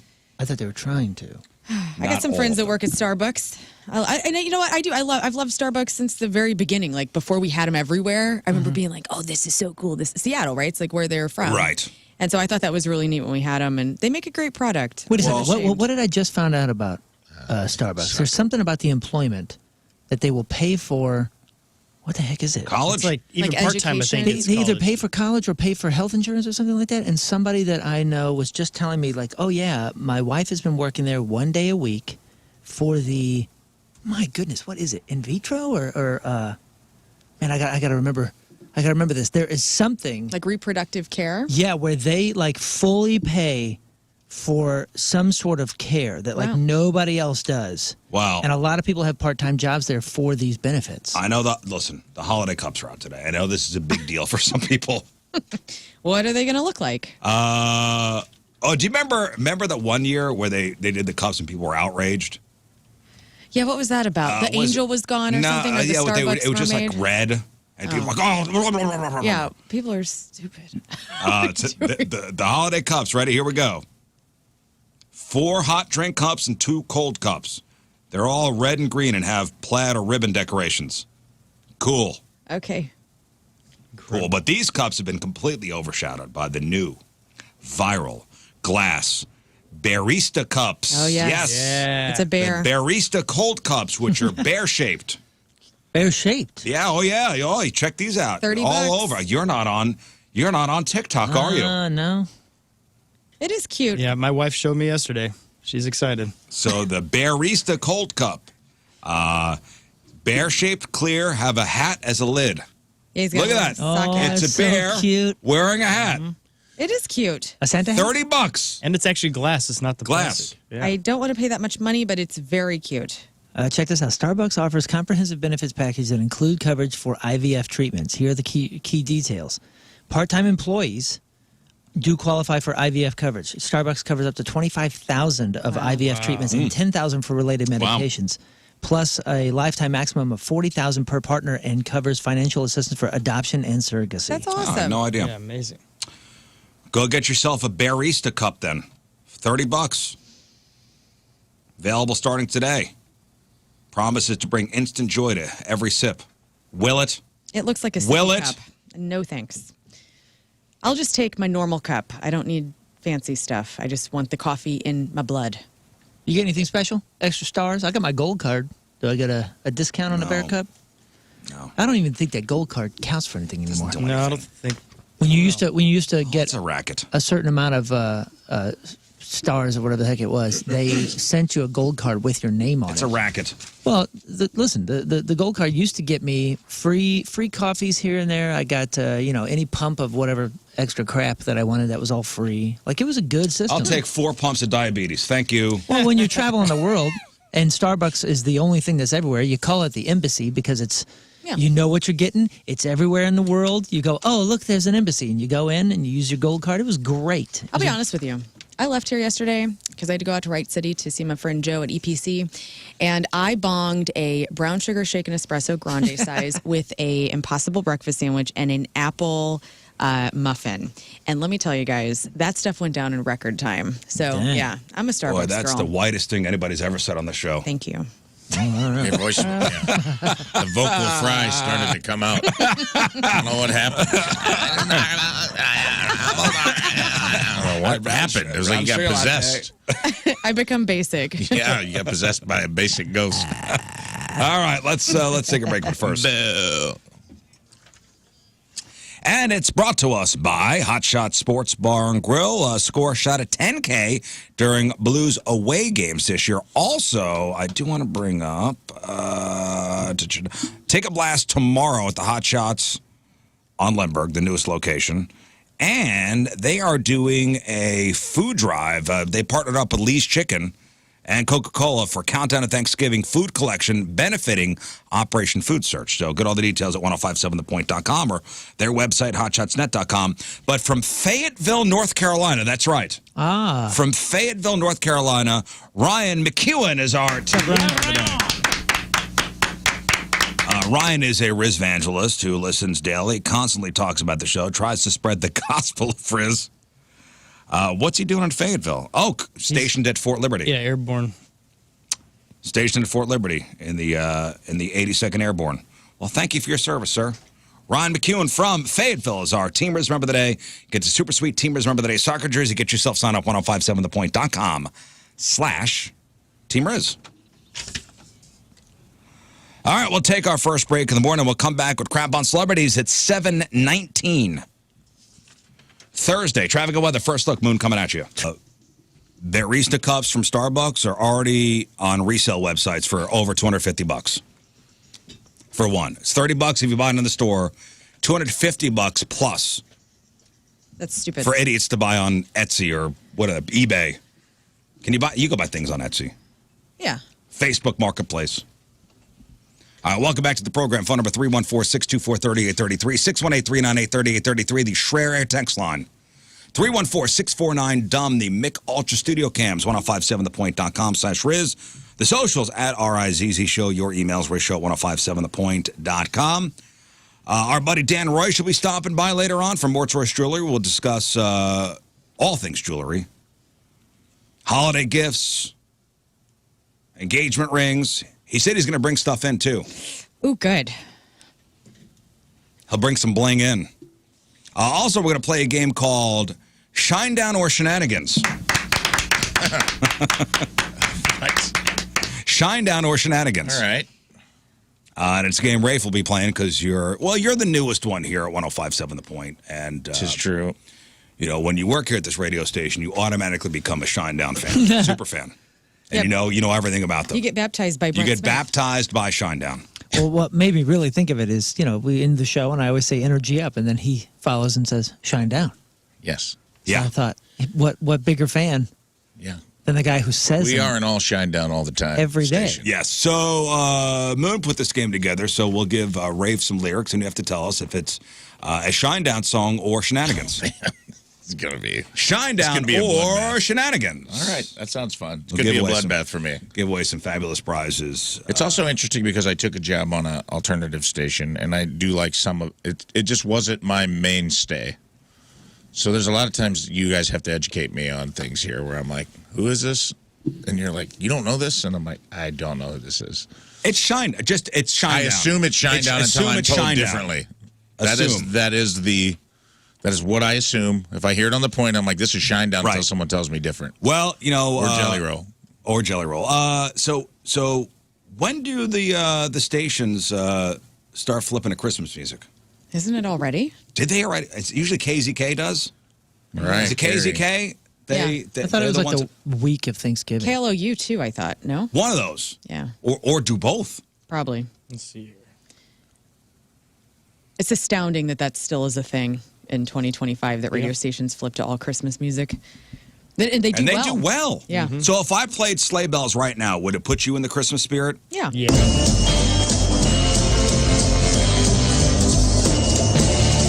Just hear those sleigh bells ting-a-ling-a-ling-a-ting-a-ting-a-too. Come on, it's lovely weather for a sleigh ride together with a Jew. Outside the Who's in the mood? Come on. I am. And Come on. You know know. what? Every year for Christmas, I'm either going to have a stupid year where I'm like, I'm not into it at all and I can't wait for it to be over. But this year, I feel like I'm having a good year. I feel like I'm having like a, Good. and it's weird. It's like every other year I get into it. Well, Google says Christmas music searches are way up over the past week. Well, that's good. Add another song on Friday. Specifically the phrase, when does Christmas music start on the radio? Oh. So a poll asked people when it should start. And most said Not yet. Okay. Not yet. After Thanksgiving. The most popular answer was after Thanksgiving. They are wrong. Well, I get it. I mean, these fall holidays, we are getting. Christmas is creeping up, okay? The Christmas creep. The Christmas creep. And listen, Scott's already got his tree up. I And know. Christmas music played all day yesterday in the house. I was at Michael's the other day before Halloween getting some craft supplies. And they had their Christmas stuff out, and they had all the Halloween stuff marked down, which is exciting. But it's like, man, can we just get through one? A report this week found over 24 stations around the U.S. did start playing all Christmas music this past weekend. Christmas is like a black hole that's swallowing planets. It swallowed Thanksgiving, and it's coming for Halloween. Pretty soon, 4th of July, they'll be putting Next Christmas comes, in it's going to July. envelop Labor Day, then and then 4th of July. Yeah, man. And then it's going to take over Christmas again. Careful. Well, Veterans Day first. Yeah. Well, there's only a month in between the holidays. And I hate to be this guy, but I'm a recent convert. I'm a recent Mr. Holiday. I used to hate Christmas. Sure. Because of the pressures and all this kind of stuff. But if I think about it, I understand kind of the overlapping. I don't think it's taken away from Thanksgiving, but 4 weeks ain't that much time to prep and pull off everything that Christmas can be. 5% of people who took this poll listen to Christmas music year-round. Oh, Freaking psychos. wow. Can I say this? Psychos. Can I one say this? song Don example. Henley, the Eagles, Coming Home for Christmas, that was in, I believe, Look Who's Talking Please Now Come with the Home for Dogs. Christmas. Please Come Home for Christmas. I absolutely love that song, and I listened to it throughout the entire year. Yeah, Psycho. Oh, God. Let me pull it up. on my phone. Inya's O Come, O Get some Come, Don Emmanuel. Henley. Please What come is home it? for Christmas. It's so Please good. come home for Christmas. It was in Look Donald Who's Talking Henley. Now when John The dogs? Travolta. No, well, the dogs are in it, but when John Travolta can't get to Kirstie Alley fast enough, I believe this song played, and I've loved it ever since Home that damn Alone, movie. too, right? Because there's the O Come, Emmanuel's in my liked list, so it's Phil Wickham and Inya, and they randomly And they, play like, throughout pop the up. year, and I'm Right, let you him just play. Everybody just sit down. Here we go. We're sitting. When I was a young boy. Oh, yeah.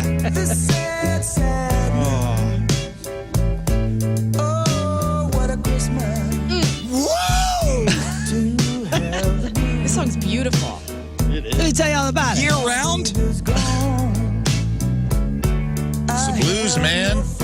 Blues are for all year.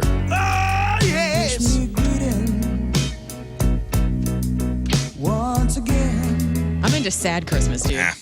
I have a that sad, is like, Family Stone. Give me this. Those are the best Christmas It's a songs. Wonderful Life. I watch it every Christmas Eve with my family and cry my eyes out. And it's like a replenishing for the new year. My favorite Love it. is Father Christmas from the Father Kinks. Christmas. Yeah, we do that I don't at know that Punk song. Rock. Oh, dude, I didn't know it I until don't think I know yeah, it. you know that song. I didn't know it until we started doing Punk Rock Christmas, and it is one of my most favorite songs By the to do. Kinks? Yeah. Oh, that is my absolute favorite. A couple different punk bands do different versions of it, and we kind of are making it our own. I think we're actually tracking that and releasing that next year, but it is a fun one. That's the one that Jimmy Griffin sang with us last year. Oh, nice. Yeah, that's my favorite one. I'm not going to play it because it's not time. Okay. Well, all right. Well, it is on Friday. Misfit Machine's putting out a song called "I Don't Need Anything for Christmas," I'm and playing it. you will love it. I'm playing it under protest. 'Cause I don't think it's fun. All right, so you know how when celebrities get divorced, the official reason is almost always what? Irreconcilable differences. Right. It's the standard vague, no drama answer, right? Well, influencer, I don't know who this chick is. I thought maybe one of you would know. Haley Bailey. Haley Bailey. Haley Bailey. Isn't that an actress? I thought it was That's what I thought. I thought Bieber's she wife. was the one that played Little Mermaid. Yeah, I thought she was too. Look up Haley Bailey. Haley. HALEY BAYLEE. That's Halle Bailey. Halle Bailey. There's Haley Bailey, and then there's Halle Bailey. Oh, who's I don't the like mermaid. Hullabaloo. I don't like Gosh, this. She's got a Never- you don't wanna jawline make that can There's also cut Haley glass. Baldwin. Beetle Bailey. This guy, formerly known as Haley Khalil. Right. Because she was married to a guy named Matt Khalil, Okay. who was a lineman for the Minnesota Vikings. So, Haley Bailey was married to this Matt Khalil, just decided to get way, way specific about why their marriage ended. So, during a recent appearance on a Twitch stream, she said the biggest factor in her 2022 divorce was the size of his penis. You know what? This sounds like I want the house. Well, I'll tell you what. You can keep the house if in the press you tell everybody that we didn't work out because I got a huge one. How's that? I mean, or Deal. this could be, I thought that too. But also, like, What a move, maybe too. she is like sick of having problems. Well, did anybody else see this interview? So she said this was a major issue throughout her marriage. Quote, we were trying to do the damn thing and dead ass for our whole marriage. Dead ass. This is an official divorce statement, Yep, and the term dead ass. dead Dead ass ass. was thrown in. Okay. Man. For our whole marriage, dead ass. But I was going to try it all. We tried it all. Therapists, doctors, not even lying. Didn't he get liposuction as well? Yeah. What? Yeah. He tried to get girth taken out. But like, wouldn't you know this before, unless they waited till marriage to have sex? Like, wouldn't you know this going in that like, Yeah. hey, maybe this isn't going to work out for us? That you're not compatible? I told you I had a friend who, in his moment of losing his virginity, the gal said, nope, we're done here. I'm She not said doing if you, this. And it ruined intimacy it. was impossible. Right. It ruined him Intimacy for a was while. impossible. Yeah, it made him super self-conscious, and all the boys are like, what? We're waiting to hear something like that.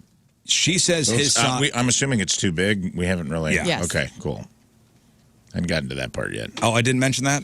She said it was like 2 Campbell's soup cans stacked on top of each other. Oh, did not see. Oh, yes. Yeah, that's what I'm you know what? saying. You know, it's fine. Okay, so Let me turn my sympathy meter down to a zero. I did say the biggest factor was the size of his penis. I didn't say whether it was too big or too small. You didn't, and I You're haven't right. heard the story yet. I'm sorry. You're right. It was too big. She says her ex's size is like 0.01% of the population would have this. Sukan Khalil. It's like two soup cans, and let me tell you, it's good. Yeah, Let's see Donovan Intimacy McNabb's was mom do those impossible. commercials. good for everybody. So they man. got married in 2015. She divorced in 2022, citing irreconcilable differences, which we now know is apparently code for something much more personal. Irreconcilable penis. She's moved on. He's remarried, actually. Remarried to a model, Kalani Asmus. She's got a huge crush on him. They got 2 kids, so they're doing it at least. Oh. Well, I Okay. mean, he's doing okay. He's doing all right. Look So up. this is way after the Well, you know fact. what? This I mean- wasn't We don't talk about this enough, and I'm sorry to interrupt. No. We don't talk about this enough. Like, women's V's are different sizes too. Like, you can have problems like with certain sizes because your parts down there are smaller or shallower, Right. rather. Of or course, yeah. you know, so it's funny, like we focus on that, but like the guy has a massive dong, but we don't actually like. She probably I'm assuming Yeah, she has said a 2 smaller Coca-Cola cans. vagina canal. Yeah. 2 Look- Coke cans. Look at this guy's face in every picture, though. Definitely looks like a guy with a giant wang. He's never been really concerned with anything in his No. life. He I looks feel very like sweet. He's got no He worries. looks like, dude. It's that guy in prison in like Harold Rob and Kumar, Kardashian. and He they're asking him why he's so peaceful, and He's he goes, he's a lineman. He looks like Antoine from Antoine the Pimp from Deuce Bigelow if he like did steroids and played in the NFL. So he was a lineman in the NFL. So successful athlete, probably gazillionaire, Good beard. great He's got beard, it all. giant penis. Sweet. Looks like a sweet man too. Looks like unassuming. What's his new wife look like? Look up his new wife, Kalani. Why she got a pointy head? Kalani? Let's see. Good well, on him. This is making the new wife. New wife, yeah. Let's see what his new wife looks like. This guy, he's got it all. Got it all. Giant dong. Pro athlete. Living large, literally. Literally living large. Good on him. So both wives were models. Yeah. Yeah. Everybody's different. Everybody's different. All right, let's do crap on celebrities. Oh, yeah. My favorite song is Dominic the Donkey for Christmas. Sorry. Christmas shoes. Yes, it's Dominic the Donkey, my favorite song of all. It's also my favorite song outside of Christmas. We should play that at the end of game night Dominic and let the everybody Donkey. have a Dominic the Donkey sing-along on the 12th of December at the pageant. Maybe. Maybe we will. Maybe we will. All right, what's going on? Okay, here's what's going on. Alex Van Halen has talked about using generative AI to complete some unfinished Van Halen music. However, Wolfgang, not a fan, even though he's powerless to stop it. He says, quote, Alex is free to do whatever he wants. He's obviously the proprietor of that Van Halen music and where it goes. But I think a generative AI is effing stupid. I don't like it. I think it's dumb. And I think we should be using AI to put mufflers on cars, not paint paintings and make songs. It should be doing the stuff that we don't want to do so we can focus on the creative stuff. And here is some unreleased Van Halen from 1980 that was dug up along with this news. So what is he using it for? Alex Van Halen? Yeah. He's thinking about completing. So this song that you're going to play is a cut called "Act Like It Hurts" or "Red Zone," depending on the varying stories about the song from 1980. So Alex Van Halen wants to finish. So have AI do a Eddie Van Halen guitar part? Why doesn't he just have the son do it? Well, good question. I don't know. I think he's just wanting to play around with stuff. This isn't AI. This is what you're about ready to hear. This is just some unreleased Van Halen.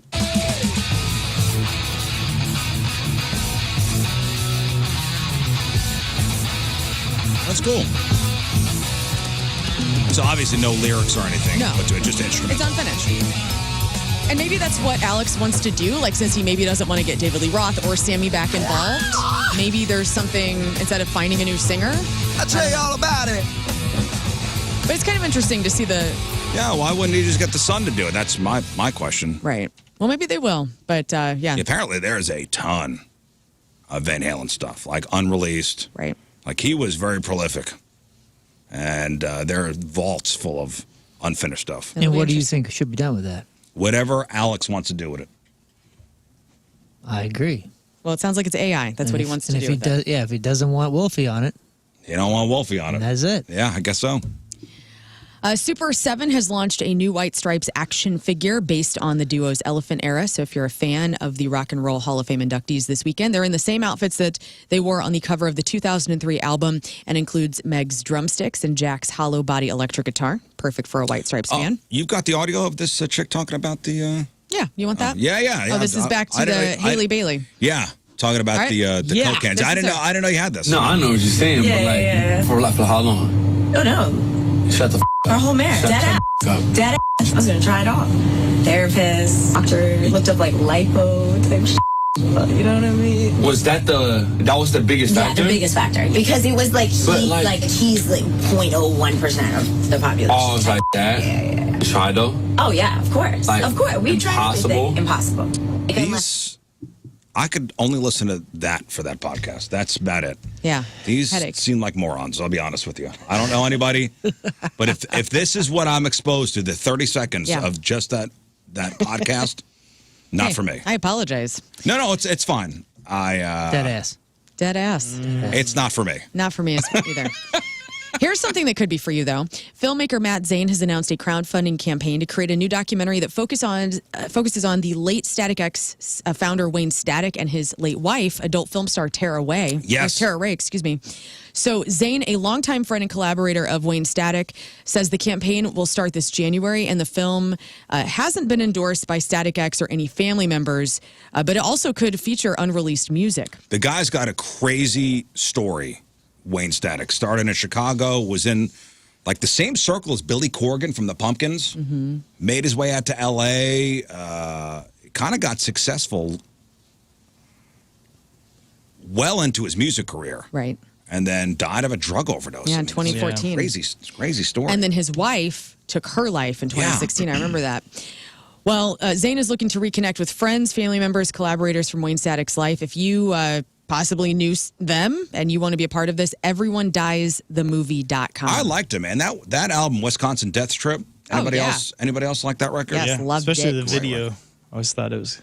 Bled for Days, Push It. Yes, Bled for Days. Bunny XO just sat down with TV legend and friend of the show, Maury Povich, on her Dumb Blonde podcast. And at one point, Maury opened up about his fertility issues that he and his wife, Connie Chung, had. So here's a little bit of Bunny XO and Maury talking about fertility. I know what you and Jelly Roll have gone through. Thank you. I appreciate that. And it's tough. It is tough, but at the same time, it's like you just put it in God's hands, and if it's meant to be, it's meant to be, and if not, we can always adopt. So I'm totally open to adoption I'll too. tell you, So is my husband. I'm a big fan of adoption. And they are because Me they too, Maury. Yeah, Maury's a fan of you, Moon. Yeah. They eventually chose adoption. And you are adopted.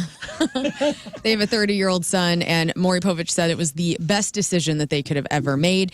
Bunny XO talked about her process of IVF and how it has been really tough, and she said at the same time, like she said, you got to put it in God's hand. If it's meant to be, it will be. The irony of Maury having fertility issues. I know. You're not the father guy. Maybe there was a reason he was Maybe doing there's so many of karma. those. I guess so. The Motion Picture Association is battling Meta, the parent company of Instagram. The MPA has ordered Meta to stop using the PG-13 movie rating to describe Instagram's framework for its new teen settings. So according to the cease and desist letter, the MPA called Meta's use of the rating false and highly misleading. Meta responded by saying that they never claimed the Instagram teen accounts were officially PG-13 rated or certified by the MPA. Kind of stupid. I don't really understand what everybody's panties are in a bunch for. Right? I don't understand Who cares? it. Who cares? Well, I think I don't know about this, but I think that has something to do with the rating that you have on your phone. So if you have a parental account, Okay.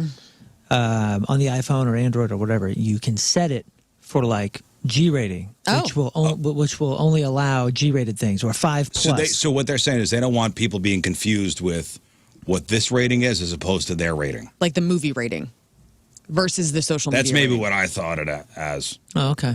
I don't know. So their PG-13 standards are different from our PG-13 standards. That's how you read it? That's how I read it.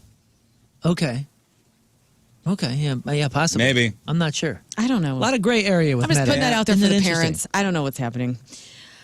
Get your wallets ready, guys, because it's out. is it out? Everybody out. get your wallets out. Oh, my More wallet's vinyl? out. No. Taylor Swift? I was talking about this yesterday. So Yes. Buddy the Elf. Oh. Buddy the Elf costume went on as part of this big auction, but there's some other legendary pieces of Hollywood history also hitting the auction block. For instance, the holy grail for Star Wars collectors, the actual EE-3 carbine blaster wielded by From Boba Fett, right? Boba Fett. Of course. The Empire Strikes Oh my Back. gosh. That is up for grabs, and it is believed to be the original hero blaster used in the film, you nerds. Okay, so from Empire Strikes Back. Yes. And Holy held by crap. Boba. Yes. Held by Boba Fett. Yes. Scott, you got to get that. I do. And it's No, I'm talking to him. expected to sell for anywhere between $462,000 to a jaw-dropping $924,000. Boy, that would be Wait, how much? pretty cool to have. Between 400 grand and 990 something grand. $924,000. $500,000. Can you finance that? Honestly, No. I don't know why, but it's probably right. Right? I mean, Yeah, this- from the movie, like the actual movie I gun mean, that Boba Fett yeah, held. one of the most special, shall we say, props in cinema history. Boy, if you put that like in your living room, like under glass, No girlfriends ever. no girlfriends ever know. Yeah. I don't also- have money. I don't have money to wine and dine you. What about this? The signature fedora that Harrison Ford wore in Indiana Jones and the Temple of Doom. That is going up for auction for $400,000. 400. I don't know why. I thought that would be less. And then Alan Rickman's personal archives, including his own heavily shooting scripts with two of the most famous roles. So Hans Gruber from Die Hard and then Harry in Love Actually. Those are also hitting the auction block as well. Which fedora was it? This is From the Indiana Jones and the Temple Temple of of Doom. Doom. Temple of The Doom. worst of the. It was Han Solo's fedora. Very rare. Very rare. Of the original 3 Indiana Jones movies, Temple Yeah. of Doom was the worst. What do you like most? Raiders? Nah, man, Last Crusade. I'm a Last Crusade guy as Last well. Crusade for me. Last Crusade, then Raiders, then Temple. You guys are Temple nerds. of Doom. No, we're not. Excuse me. I get it all mixed up. I've watched all those movies, but I couldn't tell you, like, what's the one with the Nazis? That's, All well, of I them. mean, kind of all of them. All of them. Okay. What's the one Temple with of the Doom was not Nazis, snakes? was it? They're all snakes. I know. Okay, what's the one with the Snakes in the the pit? boulder that rolls through? That's Temple of Doom. That's. I like Temple that of Doom. one. That's cool. No, Raiders of the Lost Ark. That's Raiders? See, That's they the run opening together. scene. Oh, yeah, and then he gets in the plane with the snakes. Hate snakes. Opening scene is the boulder scene. For Raiders. For Raiders, yeah, because remember he switches out the thing. What's the opening scene for Temple? Oh, Temple of Doom is pretty badass as a kid. That's the scary one where he takes the Where he heart takes out. the hearts out of Now, people. that was the coolest one as a kid. And that's what he Dr. Jones. That's what short round. Yeah, Dr. Jones. Like that's that's your favorite Short when you're a Round. kid. Short Moon. Then Last Crusade is a better movie, and then Raiders of the Lost Ark is that's a zipper. That's a with the good one. melting faces Yeah, at the yeah, end. yeah. Guys, if you like that, you're going to love this. Miss Piggy is ready for her close-up. According to sources, the popular Muppets character is going to star in her own movie. Jennifer Lawrence is teaming up with Emma Stone to produce the film, and the last time the Muppets were on the big screen was in 2014 with the Muppets Most Wanted. Speaking of big screen, Sydney Sweeney stars in the boxing film Christie in theaters this Friday, November 7th. And she was recently sitting down for a questioning and answer session for the Los Angeles screening. She opened up about the punches that she took, some of the big knockers that she took for this movie Christie. And here is Sydney Sweeney talking about Some of the big knockers she took, huh? Yes. This is the crazy thing. We actually did connect in those fights on the movie. It was one of my first things I talked to with my fight coordinator, Walt, and all of my stunt girls, and some of the girls were actual fighters as well. And I was like, I want you to hit me. I want to connect. I'm like, there's so much of Christy that comes to life in these scenes and her in the ring. So Christy Salters is one of the first professional female boxers, and her win streak helped legitimize the sport. So if you want to see that, that will be out tomorrow. Oh, I read an article. Craziest thing. She said she actually got black eyes during the movie, but it was during all the jump rope scenes. Oh. Because of her knockers hitting her in the face. That was a good one. It took me. If your kids love Give me a K-pop second. demon hunters and they dressed up for the characters for Halloween, well, guess what? A sequel is coming. K-pop Demon Hunters 2 is officially happening at Netflix. Unfortunately, it won't happen until 2029, Oh. which is a crazy. Your kids are going to be grown. They're not going to care anymore by the time this movie comes out. Way to botch that. So that sucks. Jordan Peele is also making a documentary about how black cowboys have been erased from the myth of the Old West. What? No. It actually looks really cool. You can I check know out what the Nope trailer. was about. Yeah, that's Yeah. what I thought too. Yeah. And finally, it's that time of year again. We hear about Oprah's, her favorite things that she wants for Christmas. And Yeah, also, you know what her favorite things are? What? What is Money, it? money, money. And she more rolls money. in it. Well, Gwyneth Paltrow is the same. She's got the Goop Holiday Gift Guide. It includes 6 vibrators, which is 6 more than you're going to find on Oprah's favorite things list. In fact, some of these naughty things on the list include a $195 sex pillow and a $1,285 kinky advent calendar that comes with a paddle, handcuffs, and a restraint tape.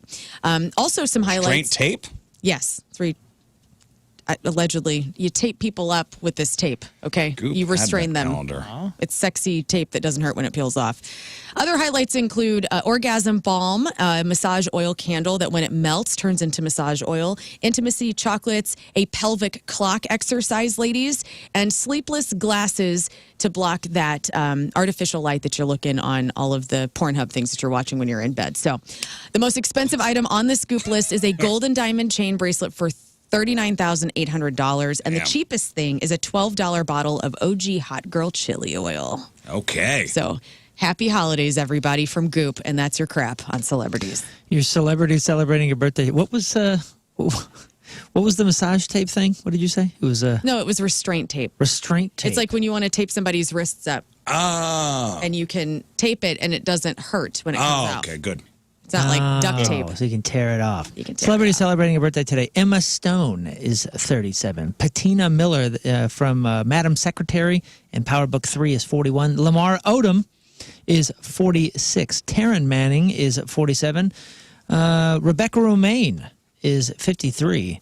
Still killing it with Jerry O'Connell. Yeah, they apparently are very happy They got together. a thing. Ethan Hawke is 55. Kelly Rutherford, that's Blake Lively's mom on Gossip Girl, is 57. Doug from 21 Jump Street, Peter DeLuise, is 59. Corey Glover from Living Color is 61. Lori Singer, that is who Kevin Bacon fell for in Footloose, is 68. Maria Shriver is 70. Sally Field, we really like her. She is 79 years old today. All right, today's porno birthday, which is being brought to you by Patricia's, where fun and fantasy meet, is Angela Summers. And today's birthday girl has been in 167 fine films, including As Bad as She Wants to Be, Bazooka County 4, Buttman's Butt Freak 1 and 2, Scott's favorite, Edward Penis Hands 2, Yeah, you love that one. I The was talking about Sexual Olympics, Sloppy Seconds, Take My Wife, Please. And who could forget a role in 1995's In the Can with OJ? Okay. It's a prison. What? Oh, In the Can with In the Can with OJ. Oh. Remember?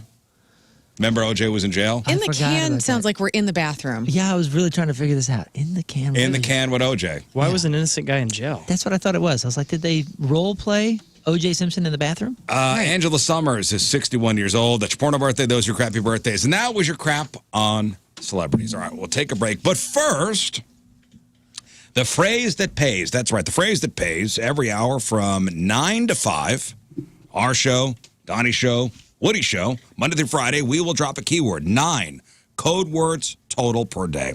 It's going to form one mystery phrase created by a member of this radio program. Phrase that pays like 2 cash giveaway games in one. Catch just a couple of those code words during the day, and you can enter each one on the Point mobile app or at 1057thepoint.com for your shot at a $1,000 weekly grand prize. Each hour is a new chance to get entered to win up to 9 times per day. But if you play all day, you collect all 9 keywords, well, you could win $250. Oh, that's not what I wanted to play. I wanted to play this. There we go. The phrase that pays. The phrase that pays. More money. More money. Searching for the phrase that pays. It's time to tell us the Riz Show's phrase that pays. All right, if you got the phrase that pays, 314-624-3833 or 618-398-3833. Give me all 9 words. This was something from Learn yesterday. First one through with the correct phrase that pays, you get $250. Let's go to Becca. Hello, Becca. Hi. All right, Becca, what are the 9 keywords? Who do you think smells the best around here? Here we go. Who do you think smells the best around here? That's the phrase that pays. Congratulations, Becca.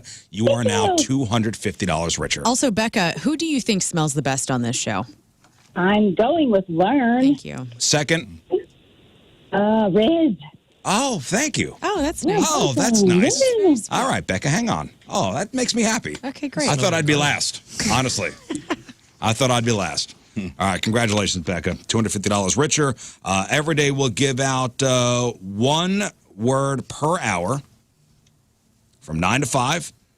Write them down, lock them in, get ready to call in the next morning for the phrase that pays, and you get that $250 if you're the first one through. All right, we'll take a break. We'll come back.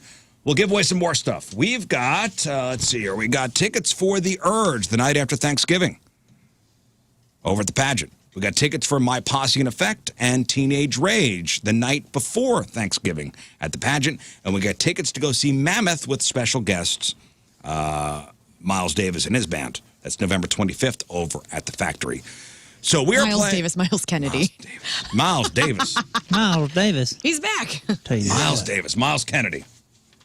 My apologies to the entire Kennedy family. After the break, we're going to play Shinedown or Shenanigans. So Moon is going to give some lyrics out. We'll read some lyrics. Are they lyrics from a Shinedown song, or are they lyrics that either Moon made up or from another song? Okay.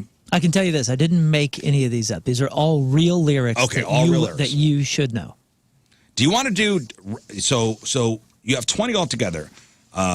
You'll read them to Rafe, and you'll see how many Rafe gets correct? Yeah. Out of 20? Yeah, I think, get people's guesses on what he will get out of 20. Okay, out of 20. You will have a Learn Lifeline, and you will have a King Scott Lifeline. Okay, I will need them both. Okay. So Moon will read some lyrics. It's either from a Shinedown song or something else. Rafe, you have to tell us. I hope that all the lyrics have the word 45 in them. Is it Shinedown or Shenanigans? Out of 20, closest without going over, you will get your choice of tickets. 314-624-3833, 618-398-3833. We'll play next. All right. We got through it, guys. Thank you. It's a tough journey, but we got through it. It's 8:03. It is Thursday. Traffic and weather. Moon coming at you. Like Google Doc. Yeah. That we all have access to. And, if you want to bring up a topic or, you have an interesting article you want to talk about, we all put it on the Google Doc and we could all see it. So Moon writes, where is it? I want to get it right. Oh, where'd it go? Did you erase it? No, man. Where is it? I don't even know what you're talking about. I write a lot of things. No, Is it at the bottom? No, there was one specific thing. I don't know why it didn't update. I write a lot of things. Oh, okay. What do you look at when you're showering? Oh, yeah. Yeah. It is. You know what? It sparked from one of those thoughts. Like we all have them when we're younger. You know, like you got a crush or something in elementary school. And you're like, I wonder what she's doing right now. You know, I wonder what she does after school. Oh, okay. When she's not with me, I wonder what she's looking at. Right. And then you think like, and then there's a lot of things that you do alone, and you go, man, I wonder how people do this. Am I in the majority? Is this a normal thing? How I do this, is it normal? And then I was having that thought the other day. It was, stupid early in the morning. And I was in the shower. And I just thought, what have I been staring at the last 5 minutes? I don't even know if my eyes are connected to my brain yet. Do you just like zone out? I guess I kind of zone. And I like to brush my teeth in the shower, at least in the mornings. And I was just kind of staring at this glass. And I realized that I do different habits depending on what shower. So my old house had a different kind of shaped shower and everything, and it was like, I don't know, I felt like there was like more to do, or I was looking at different things. What do you look at? I literally zone out. Okay, so you look at nothing. And I'm on total autopilot for the most part. I'm not like savoring the moment and enjoying it, and I hear that people kind of do that, so I thought, man, I'm going to ask the guys today, what do they do in the shower? What are they staring at? What are they doing? What do you... Well, I mean, I'll like stare at what I'm cleaning, but then when I'm zoning out, like you're talking, I will look at the glass, because I have a glass shower. I'll look to see if Tim has wrote any fun, because sometimes we draw penises and stuff on the shower, or hearts, and I'll look for that. That's fun. Or I'll look to see if the little dried like water or soap residue like looks like something cool. Like you look at clouds, I do that with soap and bubbles and stuff. So you're playing games. You're playing mind games. Yeah, I'm high as hell when I'm in the shower. You're finding shapes and different things. Yeah. Like that's doing something. Rafe? My mind is not working. I stare directly at my own penis the entire time. Nice. Just making sure. Just trying to making sure I can still see it. One, good. Still there. Still there. Do I need to lay off the donuts? Has it disappeared? Good. I actually think that I look at, if I'm facing the shower, I look at the water coming out of the shower head. Like that's kind of relaxing to me. Like Psycho. Just watching it like a Like waterfall. the movie Psycho. What's this fun? It looks like You're like slow Vivian motion. Lee. Oh, I guess so. I don't know. It's like I've got I put in one of those nice, because I'm too tall for a lot of shower heads. Because I wish I had a rainwater. One day I'm going to have one rainwater shower, but it was like I put one in that has like an extension, so we've got like a big one that's up here. Yeah. And I'll just like zone out. I kind of zone out on the shower head, and then if I turn my back, if I'm like washing my hair, I think I close my eyes, dude. I think I let the music take me. Oh, you have music on. I think I Yeah, I usually have music on or podcast, or that's fascinating. I'll No, actually I watch will- TV. I will. Yeah, I've done that. TV. I'll bring On my your phone? phone into the shower. Me too. I I put it up will- on the like inside the shower. You have a shower big enough you can have your phone in there safely? No. Oh, yeah, I Still do. do it. I don't, and I still do it. Wow, that's I've crazy. poloed my best friend Abby. We Marco Polo every day, which is a video app, and I've poloed her from inside the shower. Like nothing inappropriate, like no tatas out, but like I'll be in there washing my hair, talking Fully to her. clothed. No way. Like, yeah, she's seen it Yeah, all. I do. I have a big enough shower I think where I could put my phone on the other side where will not Oh my one drop of gosh. water will not get on it. That's- He has and his butler hold the phone. Actually, Yeah, no kidding. And you can hear it. over the top. Yeah, I have a speaker. Wow, that's cool. You got your new bathroom too. That has to be awesome. That's Yeah, gonna but, and be that amazing. was one of the things was that we got a big shower. The only thought that I ever have really is, and tell me if I'm alone here.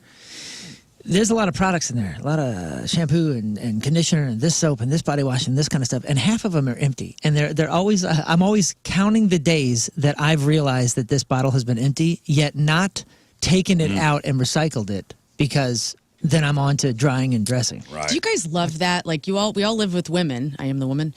Do you like having all of your products, like your women's products in there? And do you like go through them secretly? Like, or do you talk to your partners before and like, hey, I'm going to use your Jonathan Van Ness shampoo? No, I leave everything alone. I got my own stuff. She's got her own I use stuff. my two things and I leave the 65 alone. Scott, what do you watch? Well, it's usually, outdoors, make sure my neighbors aren't watching because I have the hose. We live in Overland. It's not like the Right. nicest of bathrooms. Yeah, they don't have indoor plumbing yet. No, I'm like Rafe, where you just stare. It almost turns to slow motion when you watch the water come out of the faucet. And That's what I'm just looking up, and then rarely is there music or anything else going on. It's just a quick. I try to get in and out and not toot around too much. I was just curious. But it is fun tooting in the shower. I think music or pod is probably like 40% of the time. The other 60, I'm working out. If you came in and listened, you'd be like, this guy has mental problems. But I'm usually working out like jokes. All right. Shower's a good place to like let your brain work on stuff. Yeah. Sometimes like the I water do. hits Even your head. if I have something on, my brain kind of goes and drifts. Yeah. I was curious because I feel like That's why people sing in the shower. I'm trying to enjoy life more, the mundane stuff, and I feel like showers are they're just such a necessity that I have to do, and I can't figure out how to enjoy it. And I was trying to think there. I was like, I wonder if people enjoy it. Put on music or put on a podcast. I'm in there to get things done. I get things done Efficient. and I get out. You masturbate in there. That's one way to enjoy it. Oh, It's been a long time. All right, listen. Let's give away some stuff. Riveting stuff, guys. All right, here we go. Shinedown or Shenanigans is the contest we're playing.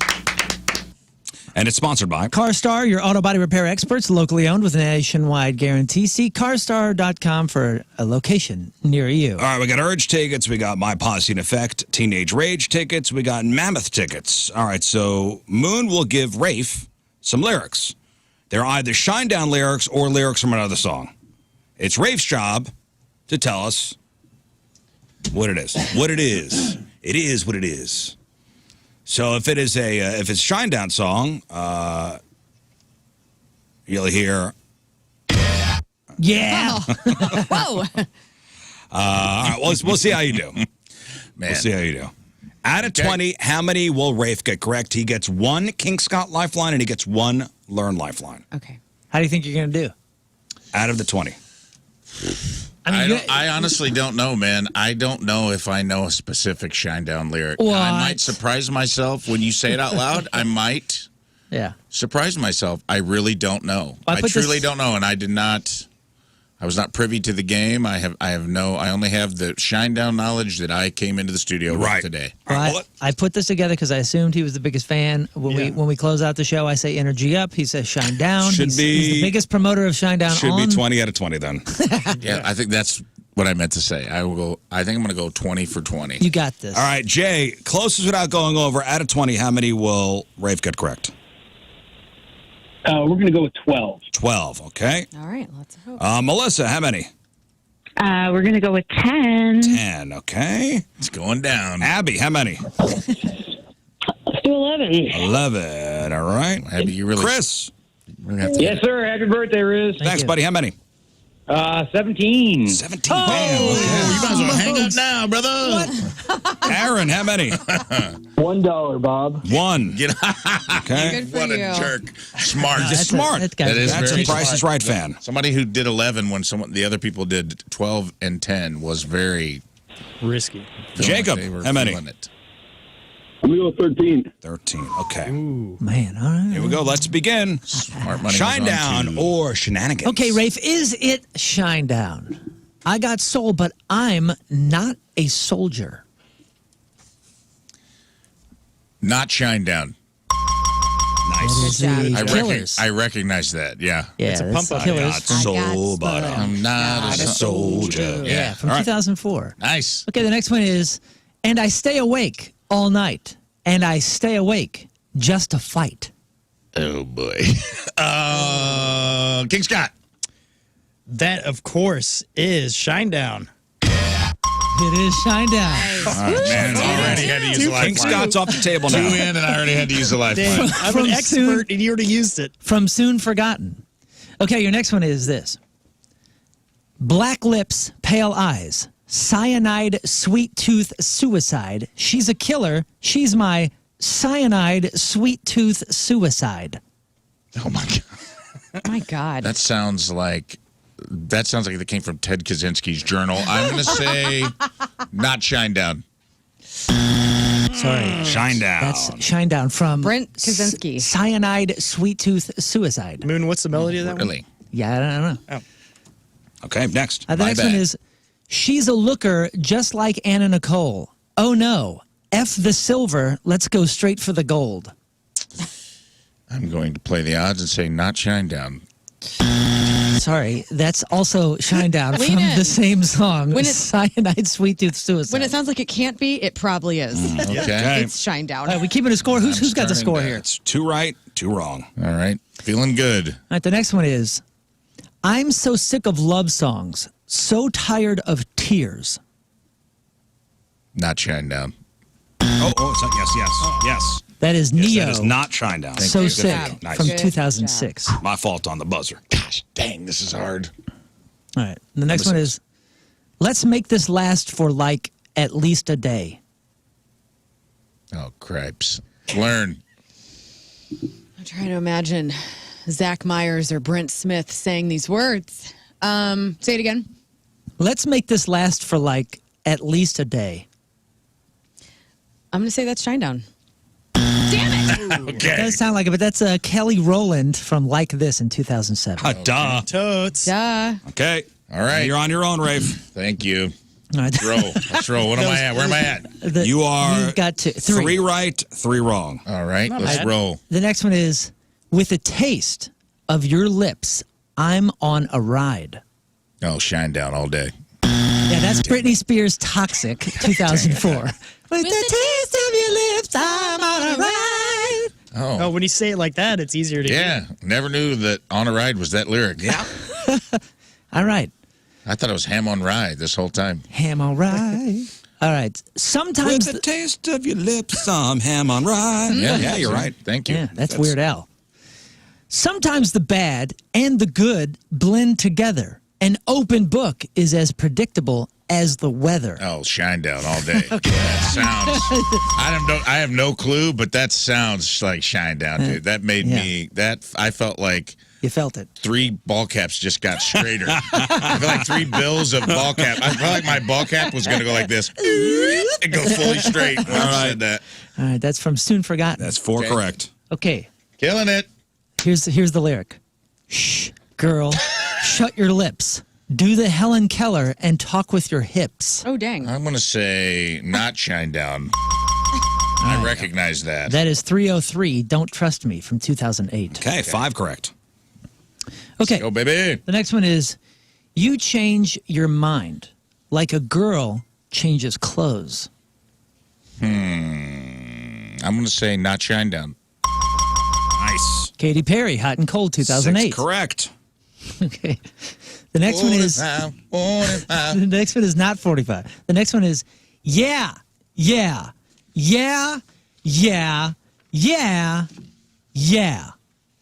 how many yeahs total? That's 6. I 6 believe. yes. Yeah. Yeah. Is this Metallica or is it Shinedown? I'm going to say, trick question, Shinedown. No, that's Usher. Usher's, Yeah, 2004. Yeah. Oh, okay. You're right. Yeah. I thought maybe it was just the beginning of any Metallica song. Okay. Still sitting at 6 correct. All right, let's go. Can I get to 10? I think I can. I'm just a notch in your bedpost, but you're just a line in a song. Oh. Shinedown. That's a Fallout Boy, Sugar We're Going Down from No, I mean- 2005. Dang it. Did you We're know that splitting one? hairs at this point, but all right. I knew the lyrics, I'm but just a notch in your bedpost, but you're just a line of the song. Sugar, we're going down. Yeah, I kind of know that song, yeah. All right. It was about a bullet, 45. Yeah, I guess so. They have more than one song. I know. Yeah, that one about staring down. Well, It's 4:03 and I can't sleep without you next to me. I toss and turn like the sea. Oh, wow. I'm going to say Shinedown. nice. All right. If you only knew. 7 correct. 7. This is number 14. Let's go. You're back. New dress, new shoes, new rings, new things. Not Shinedown. That is Jennifer Lopez, Get Right, 2005. Correct. Good job. Number 15. Let's go, baby. I got a candle and I've got a spoon. I live in a hallway with no doors and no rooms. Is that Mother Goose or Shinedown? Could you say it one more time? I've got a candle, I've got a spoon. I live in a hallway with no doors and no rooms. I'm going to say that feels like Shinedown. Shinedown. Good job. Save Me, 2005. Right. 9. I never noticed until I focused on everything you did. You said you lit the fuse inside my head. Oh, Lord. Quickly, one more time. I never noticed until I focused on everything you did. You said you lit the fuse inside my head. I'm going to say, this sounds Shinedown, but I'm going to say no Shinedown. It is Shinedown. Sin with a Grin, 2008. Shinedown. 4 to go. Let's go. Who do you think you are? Running around leaving scars. No Shine. Christina Perri, Jar of Hearts, 2009. Okay, 3 more. All right. That's 10. Man, dude, that feels like a win to me. 10 with 3 more to go. Double digits. Dude. All right. Thank you for believing in me. Jacob had you at 13. Yeah. Who had me at 1? They're gone, right? Someone had me Aaron's at 10. gone. This is big. At 10. I believe I have a 10. Melissa's at 10. We got And I have an 11, a 12, and a 13. Yeah. These And a are 17. big. These are big. Let's go. 17's not going to make it. Been hanging out and holding on to every word in our favorite song. These headphones are thicker than blood. Oh, God. I've been hanging out and holding on. I want to see that thong, thong, thong. I'm going to say that's not Shinedown. It is Shinedown. It is Shinedown. 365. Okay, so that means, possibility of 12. So we do have a 10, we have an 11, and a 12. Let's go. You're sitting at 10. Here we go. Caught in the act of flying solo, this acrobat is lost, and I don't know where I'll land. Boy. No Shine. That's also Shinedown. Oh, it is Shinedown? Yeah, Never Let It Go, 2015. Okay, so that means you are at 10. That didn't sound shiny enough. Jay's out and Chris is out. It's Okay. either Melissa or Abby. Melissa's got you at 10, and Abby has you at 11. Final one. When the sun shines, we'll shine together. Told you I'd be here forever. Read it one more time. This is for either Melissa or Abby. When the sun shines, we'll shine together. Told you I'd be here forever. A lot of shine in there. Indeed. A lot of shine in there.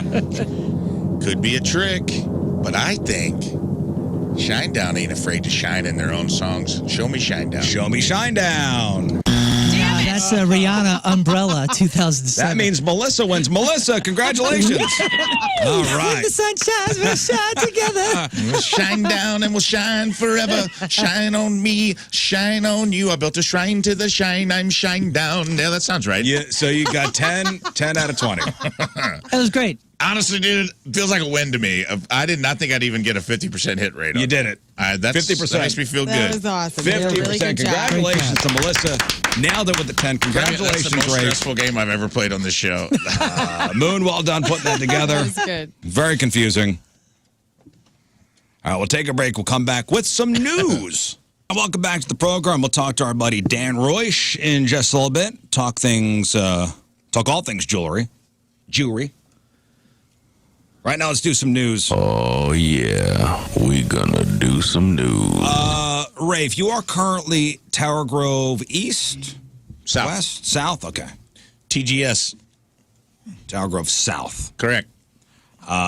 This is the kind of thing you hope to never see. A resident in the Tower Grove East network, or neighborhood, whatever, shared a shocking video of a guy abandoning 4 cats in an alley and then just driving away.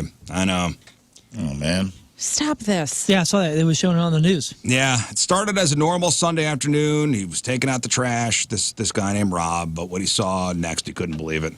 A red sedan speeds off, and suddenly there are 4 scared cats running frantically through the alley behind his house. Dude, if you watch he is on camera, brah. It's clear as day. It's a little red like a hatchback. It's a Hyundai sedan with no license plates. So it backs into the alley. Whoever it is opens the door, pulls 4 cats out of a cage, and just drives off, leaving the cats to fend for themselves. And to make matters worse, 3 of the cats appeared to be declawed, meaning they were likely indoor pets and are especially vulnerable outside. Yeah, stop declawing your damn cats. I'm really against it.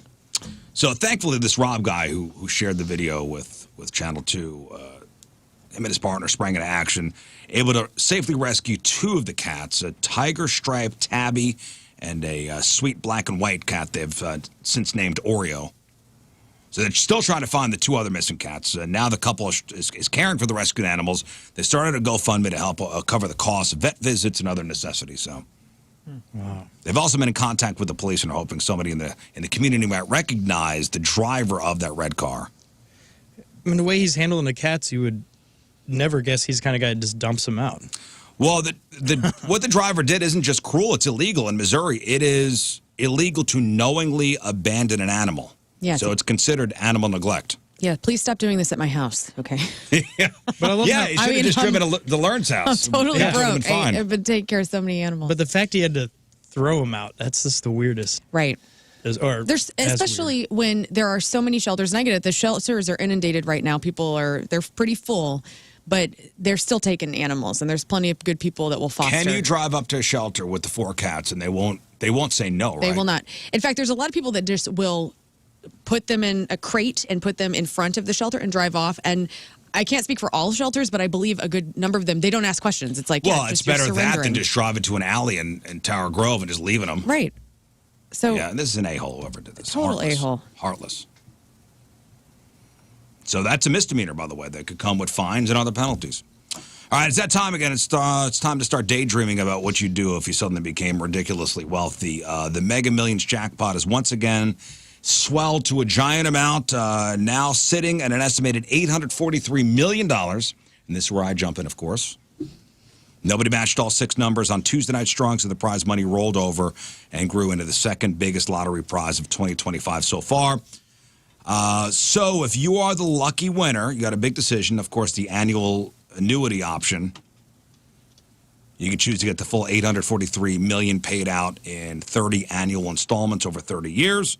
That works out to about $28.1 million a year, before taxes, of course. Or you can take the lump sum, which is $391.7 million. It's a lot less than the headline number, but it's all yours at once. Now, here's where the numbers start to shrink. I crunched the numbers here. So let's say you take the more popular lump sum option of the $391.7 million. First, the feds take a cut. Okay. So they will immediately take 24% of it. So 24% gone. That takes your winnings down to about $298 million. But wait, there's more. Since a lottery win of this size will push you into the top federal income tax bracket, you'll owe more when you file your taxes. At the highest rate of 37%, your prize would shrink again to roughly $247 million. I don't know how you could live on that. Man. I don't know how you could possibly live on that. This is heartbreaking. You set up a GoFundMe, I guess, to cover the taxes. That's a good point. And that's just the feds. Depending on where you live, you might have to pay state taxes on top of that. Some states like New York, they'll take almost 11%. But if you live in California, Florida, Texas, you pay no state tax on lottery winnings. What about Missouri? I don't know. We'll I just bet we assume do. it's in the middle. I don't know. I know you got to pay something. It's not nothing. But the odds of winning the Mega Millions jackpot are about 1 in 290.4 million. Believe it or not, that's actually a slight improvement over the old odds of 1 in 302.5 million after some recent changes to the game. Cool. But the next Mega Millions drawing is scheduled for tomorrow night. And if you want a shot at another huge prize, the Powerball's at $438 million. So what There you number go. should we play? Wait, what was the first one? The Mega Millions is Mega Millions. $843 million. The Powerball is $438 million. Now, this is a crazy story, this next story. It's nothing short of a miracle. It's a story that sounds like it's right out of a movie. So an experienced hunter lost in the vast California wilderness for 20 days has been found alive. So this guy's named Ron Daly. He's a resident of Selma, California. He went on a hunting trip near Shaver Lake back on October 13th. When he didn't come home, a massive search and rescue operation was launched. For weeks, rescue teams scoured the rugged terrain of the Sierra National Forest, searching for any sign of him. As the days turned into weeks, Hope began to fade. But then the incredible happened. In a recording shared by his family, Ron recounted the harrowing ordeal. He said he drove his truck up to Swamp Lake Trail, and after a quick snack, he tried to turn around on a Jeep road, couldn't back out. Instead of stopping, he made the fateful decision to keep going farther down the treacherous path. He says, I don't know why, but I did it. He got his truck torn up by the rocky terrain, ended up stuck on a plateau for several days. Wow. Oh, boy. To get some rest, he even removed the passenger seat of his truck to create a makeshift, albeit very uncomfortable bed. After days of being stranded with his vehicle, he realized he was facing a life or death choice. This is it, Ron said to himself. You either try to get out or you sit here and die. He chose to get out. He abandoned his truck. He began walking. At an altitude of over 10,000 feet, the journey was brutal. He described it as the toughest walk I've ever done in my life, having to stop every 100 yards just to catch his breath. Don't your phones now Going to SOS. Do the mode? SOS thing? do the SOS thing? I don't know. Depends on where you're at. I mean, Maybe the phone? there's a couple spots in the National Forest that nothing works. Right. Oh, during the trek, he fell twice, lost his cell phone. Oh, good. Oh, get out of here. What? Come on, man. Lost his cell phone? I stopped back there to tie my shoe, and I put the phone... Maybe it fell off the cliff. Oh. And it was Exhausted, and feeling like he couldn't go on, Wait a second. he stopped and prayed. Not everybody's ready for this, okay? I'm not ready for this. He's an experienced hunter, by the way. Oh, What do you mean He is lost ready his for cell it, but he's a phone? moron. So 1 second, he's a moron. I mean, have you no pockets? Maybe he was delirious. Maybe because he hadn't eaten. I don't know. yeah, did he eat? How many days? 20 days. I 20 was days. all Said he's a about it hunter, right? until I fell and lost my cell phone. He didn't eat for 6 days. Is this rage bait that it's getting like really refined? I don't know, but I 180'd immediately when he said that. What did he eat? He didn't The eat cell for phone. 6 days. I know, but- Maybe he ate his cell phone. That's a good call. He had to drink something, so he was drinking the artisanal waters of the mountains. Yeah. Well, I don't think we... Is he really a hunter? I mean, Right. you're going to get dehydrated. He When you're started, out Headhunter. there with Started eating weapons snow. to catch... So he exhausted, feel like he couldn't go on. He stopped and prayed. I like that. He recalled saying, you got to send somebody up here with a to phone. me. I could hardly walk anymore. That's what he prayed. And just then he saw it, the headlights of a vehicle in the distance. He raised his hands in the air. Another group of hunters. My people. When they recognized him as the guy who'd been missing for weeks, he said he hadn't eaten for 6 days. They immediately gave him food and water. His wife expressed her overwhelming gratitude, saying to the men who went down that road and found him, I'm eternally grateful for you. I cannot wait to see you. Yeah, it's amazing, but I just feel like the first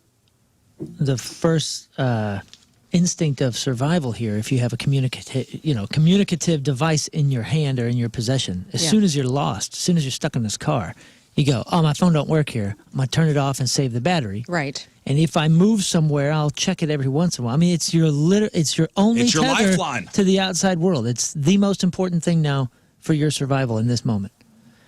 I don't understand. Soon to be a major motion picture. You're a man of the woods, though, so that even though this is also a man of the woods, allegedly, he's a hunter, seasoned hunter. Yeah, in the He's a terrible mountains. hunter who didn't eat for 6 days. What do you think what do you think they gave him to eat? Like in my head with this story, it was like a beef jerky stick. Yeah, there's You a know? Jack's Links and a Interesting. Twinkie in it. Yes. And do you think he checked the ingredients to be like, there's a little too much sugar? Do you have anything else? Right. 6 days? Like, if you drove up a trail, if it was a trail wide enough to, like a road you could drive a truck on, why didn't you just walk back He down said he the drove road? his truck up the Swamp Lake Trail, and after a quick snack, tried to turn around on a quote Jeep road. He couldn't get back out. But you can walk that way. Why wouldn't you follow why wouldn't you walk back down the way you came in your truck until you hit the road, and then walk down the road you drove up? Maybe it got dark and he got disoriented. Maybe it's all horse Well, you crap. stay in the stupid car until the sun comes up, so things are easier. Starting to think he's a bargain hunter. What are you talking about, dude? I'm a hunter. Like wild game, no bargains. A lot of bargains. Lots of Spend a little time on Team U. You familiar with Team U? Antique chairs. I'll get you a deal. Go around will get you a deal. Antique chairs. Well, Damn it, Roy. MILF hunter more. I'm more of a MILF hunter. I like to get on Pornhub and look around. MILF hunter. And finally, you've been following the story about the Louvre heist, right? Yeah. Still nothing on the jewels missing. And the one guy, right? There's still one I think there's still one of the main guys missing. guy or gal. Investigators are trying to dig into how this happened. But a detail of the museum's past has surfaced, and it's almost too perfect to be true. So according to a French newspaper, a security audit from 2014 discovered that the password for the Louvre's entire video surveillance system was Louvre. No way. No way. Nice. One of the most famous museums in the world, home to priceless treasures, was using a password that's basically one step above password 123. Yep. Well, They deserve to have the jewels stolen then. I mean, come on. So wait, so this was on a security audit. So who had that information? Inside job? Yeah.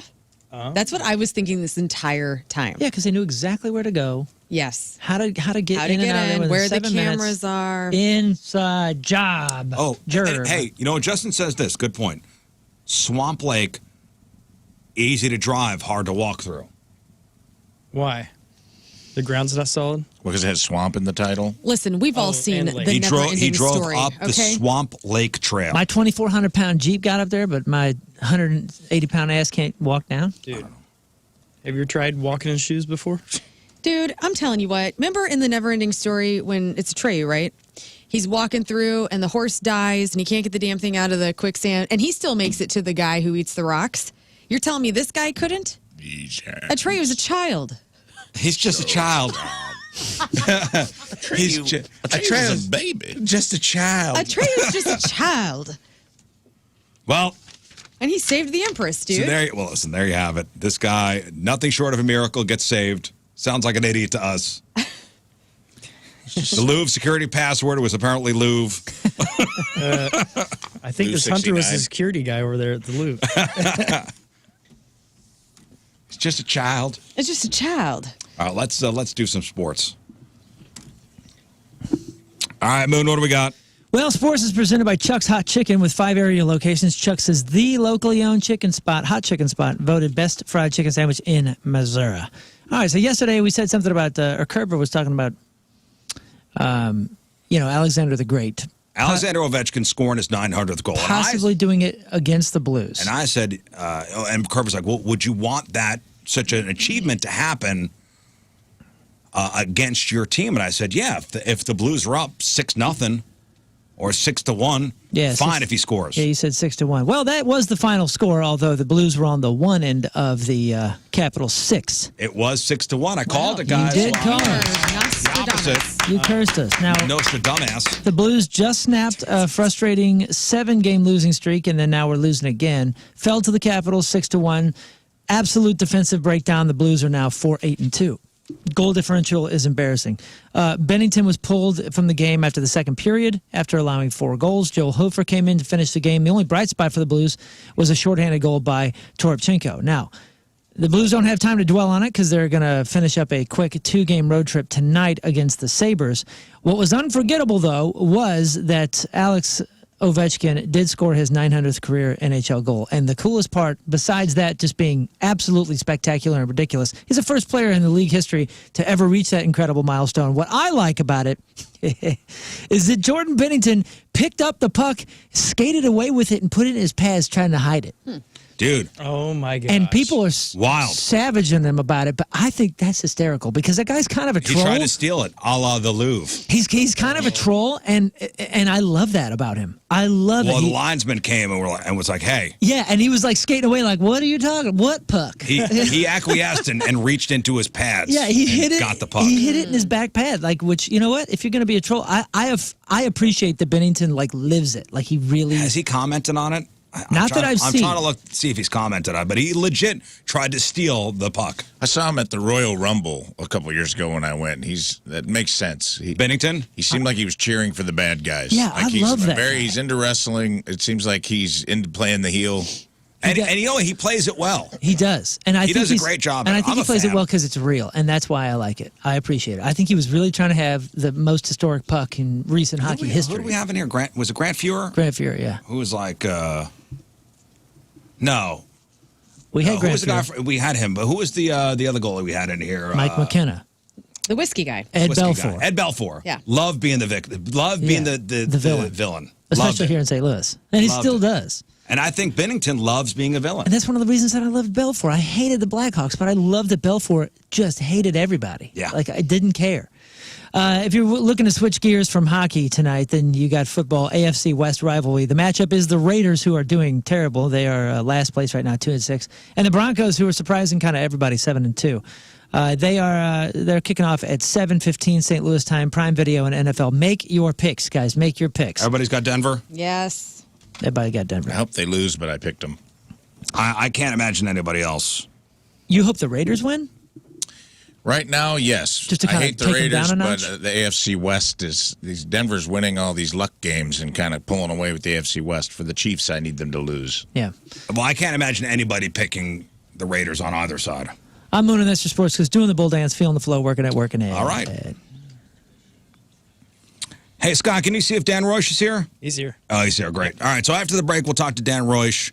I'll also give you the first word for the phrase that pays after Moon gets done with traffic and weather. It's 8:59 Thursday. Coming at you. Jewelry, getthejewels.com. And of course, we got Dan Reusch here. Reusch himself. Dan Reusch himself. So who better to talk about Moritz-Reusch Jewelry than a Reusch himself? So holidays are coming up, Dan. Yes. Is now the time to get up to go see you? Absolutely. We are already getting into some custom time frames for Christmas. Yeah. That time frame is actually within about 2 or 3 weeks because we'll hit Thanksgiving and custom becomes challenging that time. So Right. now is absolutely the time to be in. So get up there, go see Dan or any one of the people up there at Moritz-Reusch. And of course, and we'll talk about this in a couple minutes, but you know, what sets you guys apart from everybody else is you got to make an appointment. You got to sit in a private office and you guys lay everything out.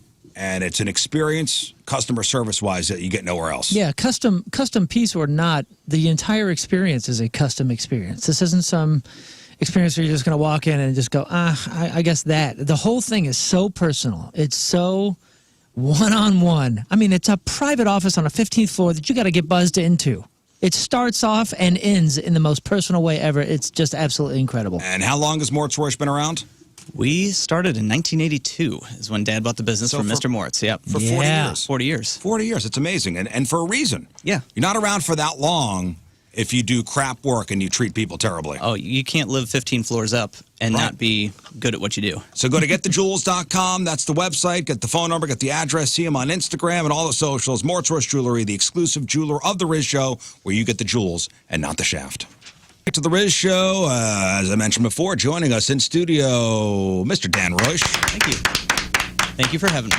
So you mentioned the commercial there. So holidays are coming up. If you want to get something, an engagement ring or a good gift by Christmas, you got to be up there within the next 2 or 3 weeks? I would say that for custom work. Okay. Custom work can take a good 6 weeks, so all of a sudden Christmas time frame gets here really quick. I still stock probably 400 rings, so we can put stuff together within a couple days. But a lot of people do like the custom right now. They like to make some type of adjustment, and so that can kind of add up in time. So we need to get rolling on that now. If you want to do it for Christmas or New Year's Eve or anything like that, it comes up quick. So when you say custom work, I mean anything. If somebody has an idea, they could come up and say, all right, I want to do this. Or maybe I want to take an old family heirloom and turn it into something else. What are some custom pieces, some unique stuff you've done? Oh, custom can be any number of things. The first thing that usually happens is people come up with at least a general idea. I want to make a ring. I have this piece from mom or grandma or something like that. So we always kind of start with an idea that they have. Usually we'll have to translate it back into what physically actually works. But a lot of times we can do some really unique stuff. I mean, probably the best example I have is a couple of years ago, I had a family who the dad unfortunately passed away, and they were trying to figure out what to do with Dad's wedding band. They had 3 daughters, and it's really hard to split that up. Yeah. We actually ended up cutting it into 3 pieces And I had my bench jeweler actually melt it down and make a gold nugget. We hung a bail from it so all 3 daughters could actually wear. So that's a great idea. That's cool. That's super Dad's wedding band. It was awesome. And it was really sentimental to them. I mean, it was not an expensive project. It was not complicated. Right. It meant the world to them. Yeah. It was Of awesome. course. That's so awesome. that's the kind of stuff you could do. Yeah. And I see you brought some stuff with you. You learn immediately. I can't wait. Oh, what'd you bring? I'm like, jewel me. And he goes, I will. So I'm excited. What did you bring? What are these things in these boxes? So the first one, actually, you guys messed with me last time trying to play a game here. So I wrote a game for you guys. Right. So All right. this is what I want to show you guys, and this is kind of shows what I can do. So I'm going to show you a stone. I want everybody to even take a guess of what you think it is. Oh, we're playing. Like what? So what kind what of stone stone is is it? this? The stone. I'll give you a hint. It's not a diamond. Okay, so not a diamond. All right. So I'm going to pass it over to Lauren here. Yeah. If you want to describe it or Oh, yeah, tell me it's what you green. think. It's an emerald. It looks like an It emerald. looks like an emerald. But I'm guessing because that would be too simple. That'd be way too simple. So I'm imagining that this is some sort of, what would it be, another green stone, like a cerulean? Cerulean. Is it Cerulean. you making up words? I don't know. That I'm is just actually saying one things. of the. That's a bad guy on Star Trek. Yeah, that's a Star Cerulean? Trek. Yeah, the Ceruleans. They tried to. I don't know. invade Just Earth. that's the first Yeah. word I that thought it popped was into the my head. tribbles. They got weird do you think 3-fingered hands. Is See it what jade? you got, Moon. Is Oh it wow! jade? Look at that. Okay, so it's encrusted in diamonds, and it looks like what the heck? It's got like stripes all the way through it through the center. I'm going to say that's malachite, It which is not malachite, which is a no. rock. Is that a word? Is that something? Yeah, but is that's something. just Children of the Yeah. corn. It's a green stone. Is this But it's one of the not a- Infinity Stones from Thanos? That's kind of what it looks like. Nailed it. You see all the stripes in it? Is it? Or, I don't know. Not It's not stripes. quartz, is angles. it? It is not quartz. That's a really good guess. Oh, sure. Yeah, because quartz could be a bunch of different colors. Yes, it can. Right, Rafe. Yeah, purple. And Shinedown. Yeah, can you, like, jade? Hey, can you hold it up real quick too so I can see? I don't know what jade is. Except Jade's for the a green eggs. stone. Jade's a green stone. Jade egg from Goop. No, that's Show me. That's something different. You see what kind of energy it's giving off. Show me tourmaline. A really good guess. tourmaline. Really good You guess. looked Scott, what do you that up. think? Similar to green tourmaline. Opal. Is it an opal? It is not an opal. I have an opal here. So what is it? It is Savorite garnet. Garnet. Oh, garnet. Of course, we forgot Damn about it, garnet. Right? It is Gosh, garnet. Gosh, garnet. Gosh. But here's something really cool Sorry, about the Scott. stone That's is everybody loves emerald. And this is kind of what makes our store a little different. Everybody walks into a store and says, I want an emerald. I said, why? Because they love green. Well, emeralds can get really pricey. I'm happy to do that for you, but there are other really cool options that are green. And that goes Right. for the whole color spectrum. I mean, you can get some really cool reds that don't have to be a ruby. Rubies can get really pricey, but there's a lot of things that we can do that can be really effective to get you a look and not spend through the roof. Well, if somebody's coming up to go see you, so walk us through the first meeting. So if a Riz Show listener comes up to see you, so what is the first thing you're talking about? Is it the budget? Is it the design? What's the initial conversation? Oh, the initial look like? conversation is trying to get the nerves shaken off from these young guys. Right. It's so funny walking them through the door. They immediately just start trying to tell you what they want. I mean, they're just Word vomit? word vomit Yeah. immediately. And the first thing I actually do is I said, let's take a minute. We'll go actually and sit down in an office. And honestly, I talk to them 10, 15, 20 minutes or longer, depending on, I mean, sometimes I get along with these guys really well. We'll talk about anything but jewelry. I mean, it's actually kind of fun to actually get to know some of these guys because Yeah. if I talk to them long enough and understand who they are, I can tell you what the jewelry is that she's probably going to like. I can kind of understand where you're at in life and what you're looking for. I don't have to ask you, do you want a sapphire or a ruby? I can figure out who you are as a person and go, this is probably what you're going for. 9 times out of 10, hit it right on the nose. Sometimes, you know, everybody's got a little bit of a different look Right. that they go for, but a lot of times it's more of getting to know the person. And because jewelry is so personal, if you get to know somebody, that's where my job kind of shines is if I know who you are, I can really show you some really cool stuff. Well, here's a classic dilemma, whether it be an engagement ring or even a holiday present. So how do you figure out your partner's ring size and style without ruining the surprise? That is the $1,000,000 question. But is there a way to do it? Yes. How? If your person has rings, you just take one. You take Yes. one for a day. 100%. And you kind of got to monitor because, like, I have 1,000 different rings, like just cheap rings that I love.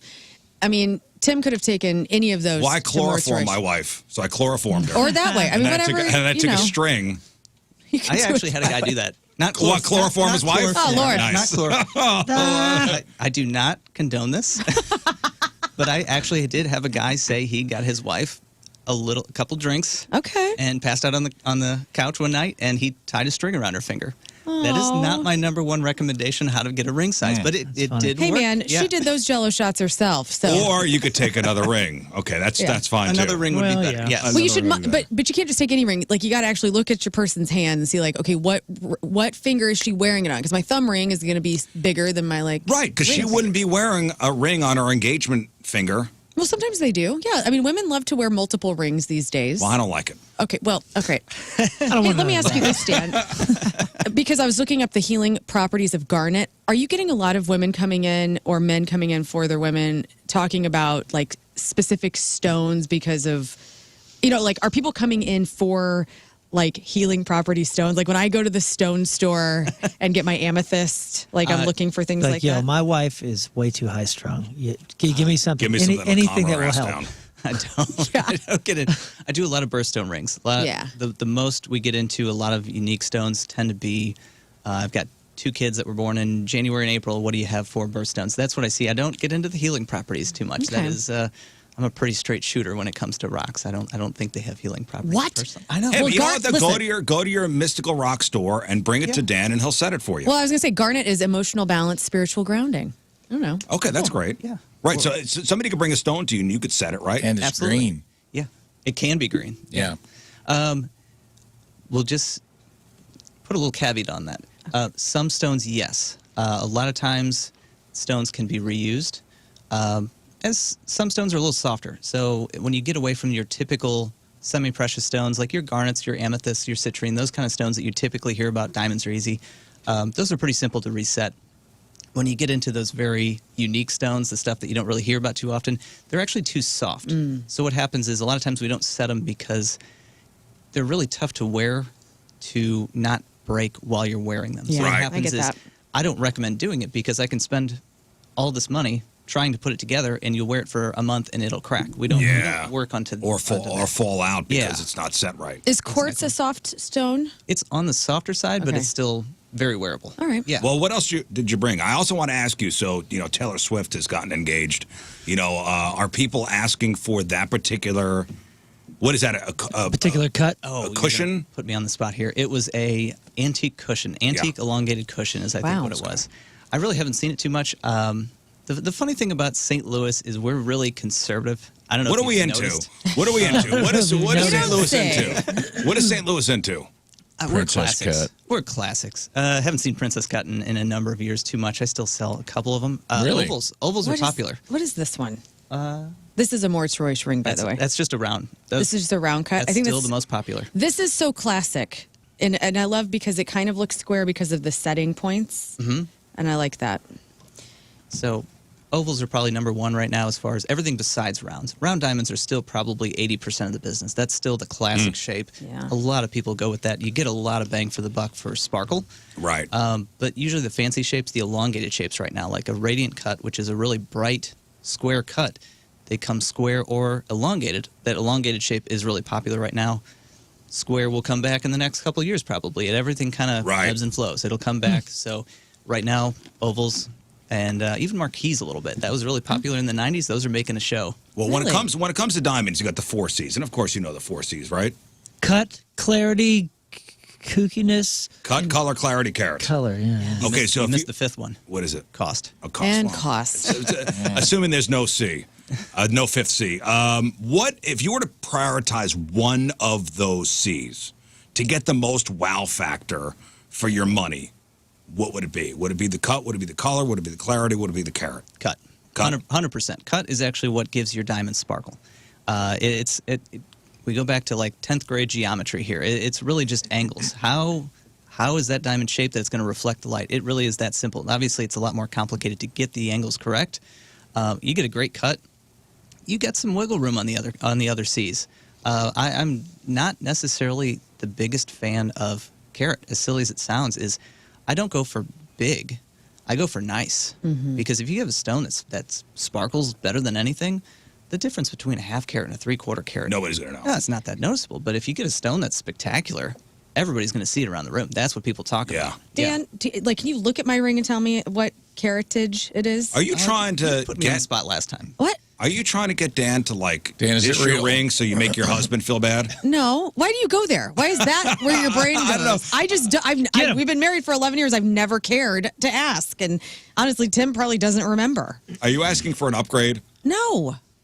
What? I mean, if Tim wants to come see me, he knows where to find me. He does know where to find me. No, I think it's a little. It was around a 3/4 carat, which is Nice. still a pretty popular size. 3/4 carats. You know, some people feel like they need to walk in the door and, if I can't buy a carat, I'm less than something. It's like, no, But it absolutely looks- not. but it looks great. It's beautiful. It's yeah. not Beautiful about the ring. number. It is It's a about beautiful- I'm only busting are you balls. happy? Yeah. But I think Tim should give you an upgrade. No, Yeah. I don't want to. it's I don't time. deserve an It's time. upgrade. It's time. How long have you been married? 11 years. Oh, it's time. Ooh, it's time. Is it? Oh, no. My 20th is this year. What are you going to do? Yeah, I got to go see Dan. Okay. Good. I'll be waiting. Yeah, the last time, I think for my 15th, I went and saw your dad and got diamond earrings. If we remember that I do remember whole that. situation. Yeah. Thank you for those. You mean the love that you. that If we whole remember the situation? 15-year anniversary situation with the diamond earrings. Giant diamond earrings. Good for you. Nice.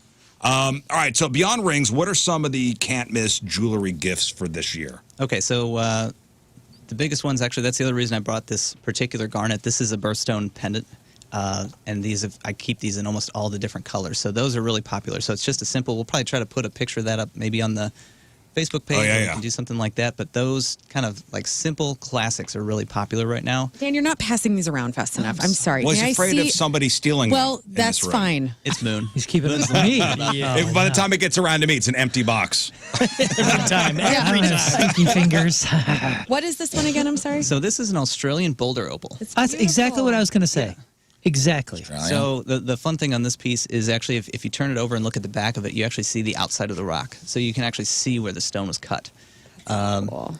This is a piece that I partnered with Simon G. That's the designer out in California that I work with. And they actually, they Holy take the smokes. stone straight out of the ground, polish it, and they custom build a frame around it. So it's a really unique shape. That's another one I want to see if we can get a picture of. Yeah. That's really cool. And so they actually custom build that whole frame Oh, that's to make nice. it unique. So there's actually 5 or 6 of these out there that have just a completely different look. And actually, that's a perfect example. We had a customer actually bring in an opal very similar to that and did the exact That's nice. same thing for their stone. That's really cool. Yeah. All right, let me ask you a couple like quick hit questions Okay. here. Gold or platinum? Oh, I tend to like gold. Okay. Yeah. Is there a reason why? Cost used to be a big play in it because platinum used to be a lot more expensive. Price of gold right now is really strong, so it's actually kind of evened out. Rafe's got a couple catalytic converters in his trunk. Legally? Of course. Yeah, of course. Yeah. How Pay much, no attention how to much the for you to sawzall. melt those down for me? Turn them into something special for the lady. Yeah, they're under the sawzall and tarp. No, platinum is just, it wears a little bit differently. It tends to gray over time just a little bit. I tend to like the look of white gold. It just, the polish just pops to me. Right. It's just, and maybe it's what I'm used to wearing, but you just get used to what you have around, and that's All what I right. like. So once we have one of these beautiful pieces from Moritz-Reusch, how do you take care of them? Like, what's the biggest at-home cleaning mistakes you see people make? Ooh, I don't like ultrasonics at home. Ultrasonics at home is when you, basically that vibration that shakes it. I have an ultrasonic at the store that I use to clean jewelry, but what happens is I am able to check the piece really well and make sure nothing's going to shake loose. Because Right. what happens is you can shake some stuff loose, and then all of a sudden you end up in a problem, and it has to get fixed. Right. So the ultrasonics, so you like put it in like a liquid, right? Yeah. And have you ever seen one of those? You can No. buy these for at home. Mallory has some liquid thing, but I don't think it's an ultrasonic thing. No. You're saying it shakes it? It Yeah, shakes we it, don't and have it's that. supposed to shake the debris out of it, and whatever clean with that solution that it's Yeah. in. Oh, interesting. No, But I don't it'll have loosen that. up. It'll loosen up stones. Yeah. I have that, like I said, I have that at the store. I'd rather, there's a little, I need to look, I should have brought it. There's a little water concoction where it's like a couple drops of Dawn dish soap and a little bit of, I got to think of the chemical. But you can do stuff like that at home. If you call me at the office when I'm not on the air, I will remember it, but I'm on Right. the spot right now. So yeah, I mean, you could do it. yeah. You could clean your stuff at home. Yeah, absolutely. But and different stones require different cleaning. Diamonds are the easiest. They can pretty much take everything. When you talk about going back to the Savorite garnet, that can take a lot of heat and that can take a lot of different chemicals. But an emerald actually can't. An emerald stone is very delicate, and you can break it putting it in too hot of a liquid or too strong of a chemical. So different stones require different types of cleaning. That's good to know. It's always easier to bring it to me because I have that list. Right. And I know what to do. Is there a gemstone you feel is totally underrated and deserves a little more love than it's getting? Ooh, my favorite is actually a stone called red spinel. I have it right here. Show me a little red spinel. Little red spinel. It looks like a cooler version of a ruby. Oh yeah, it's cool. That's exactly it. Cheap too. Coached the Cowboys in the 60s, too. Red spinel? Red Yeah, it was spinel. great. Yeah. My favorite color is reds. I love reds. I'm actually working on putting a stone together for myself in a ring, and I'm doing a red spinel. I find the color red to be just a tiny hint of orange underneath the red, which to me makes it more pleasant than ruby. Mm-hmm. But the fun thing is when you get into color, everybody has a different eye for what they really like. I mean, not every blue is treated the same. Not every red is treated the same. Right. For whatever reason, that's the stone that just tends to pop to me. Yeah, look at that thing. Those are cool. Yeah, if somebody's on a tighter budget but still wants to give a gift of fine jewelry that feels special, that feels lasting, what stone should somebody look for? What material should they come up and ask for? Oh, that's actually a question that I would get from a client, and I'd actually back off and go a slightly different way to answer it. I would start, if somebody's on a budget, to start to say, what is your budget? Because if somebody says $300, we can do that. If somebody says $700, that's a different type of idea. Usually the lower budgets, I don't want to say lower budgets, that makes it sound bad. You get into sterling silver. That's going to be your big crossover between a little bit bigger budgets. You get to go to like a 14-karat white gold or even a 10-karat white gold. With the price of gold, I've done a lot more in 10-karat just because you're getting that metal quality, and it just takes the edge off the price. So I've seen a lot in 10-karat, but really the biggest difference is not going to be which stone you get. It's going to be what metal can we put it in. Silver, and then 10-karat, and then 14-karat generally is the best. That's going to be your biggest price difference maker. All right, so what's one final message you have to give to the Riz Show listeners here? Come up and see you guys. What's hot right now? What are we doing before the holidays hit? Honestly, the biggest message I would give, just give me a call. I think there's a lot of people that feel intimidated by the fact that we're on the 15th floor, and I get this impression. I've had people tell me, oh, I can't possibly afford you. Call me. Give me a chance. Like, walk through my door. If it doesn't work and we just shoot the breeze for a few minutes and have fun, and it doesn't work, no harm, no foul. I love talking to people. That's what I do all day long. You and your dad are two yappers. I'll take that as a compliment. It is. I always say if you're going to go, up to Moritz-Reusch, make sure you block out at least an hour's worth of time because you ain't leaving there within an hour. But that's what I'd say. Just walk through our door, see what we got. We are not as intimidating as everybody makes us out to be because we're on the 15th floor. We really are going to provide a good value for the product. Yeah, you guys we're are going the to shoot best. you straight. So you're in that big tall office building right across the street from the Galleria in Richmond Heights, 15th floor. Go to getthejewels.com. If you have any questions for Dan, hit him up. You are more than happy to answer any question for any Riz Show listener. You guys really do take care of our people, and we appreciate that. We really try. And I got to tell you, the people that come in that heard us on the Riz Show, they're always the nicest people. Yeah, I never have trouble with any of your listeners. They're great people. Good. And all walks of life, but they're always fun to work with. Well, and it's great that you guys are always and will always be passionate about helping people celebrate these huge life moments like getting an engagement ring or getting finally getting a great holiday gift for somebody. It's amazing work you guys do. Thank you. And we appreciate you guys taking care of our people. We try really hard. There we go. That's the great Dan Reusch. GetTheJewels.com. We'll take some pictures of all the stuff you brought and make sure nothing's missing. Learn. Okay. One final break. We'll come back, wrap her up. For us, appreciate y'all tuning in. If you missed anything, you have the clip of the day brought to you by Michael's Flooring. Also, the podcast, which is brought to you by Dobbs Tire and Auto Centers, and that is titled That Didn't Sound Shiny Enough. All right.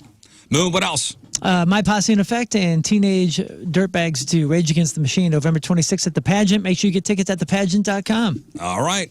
Learn. Come see my band. Lane Narrows open up for Clapton Chronicles on November 22nd at Del Mar Hall. There's less than 100 tickets remaining, and I would love to see you. It's my last show of the year with the band, so come on out.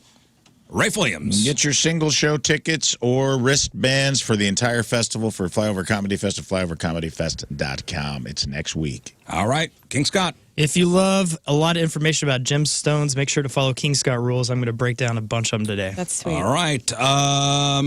Don't forget your tickets for Riz Show Live game show night coming up on December 12th. Get those while you can.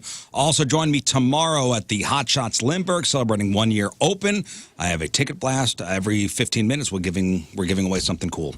So awesome. Be there. Tomorrow, Duncan Trussell joins us and the Big Friday show. So that's it. We leave you with a selection from our Teamers Remember the Day, brought to you by Hot Shots from Fayetteville, North Carolina. Ryan McEwen is our Teamers Remember the Day, and he wants to hear this uplifter. Oh, no. Yeah. Okay. Turn it up and rip off the knob. Take your shirt off. I will see you tomorrow. Bye. Energy up. The Rizzuto Show.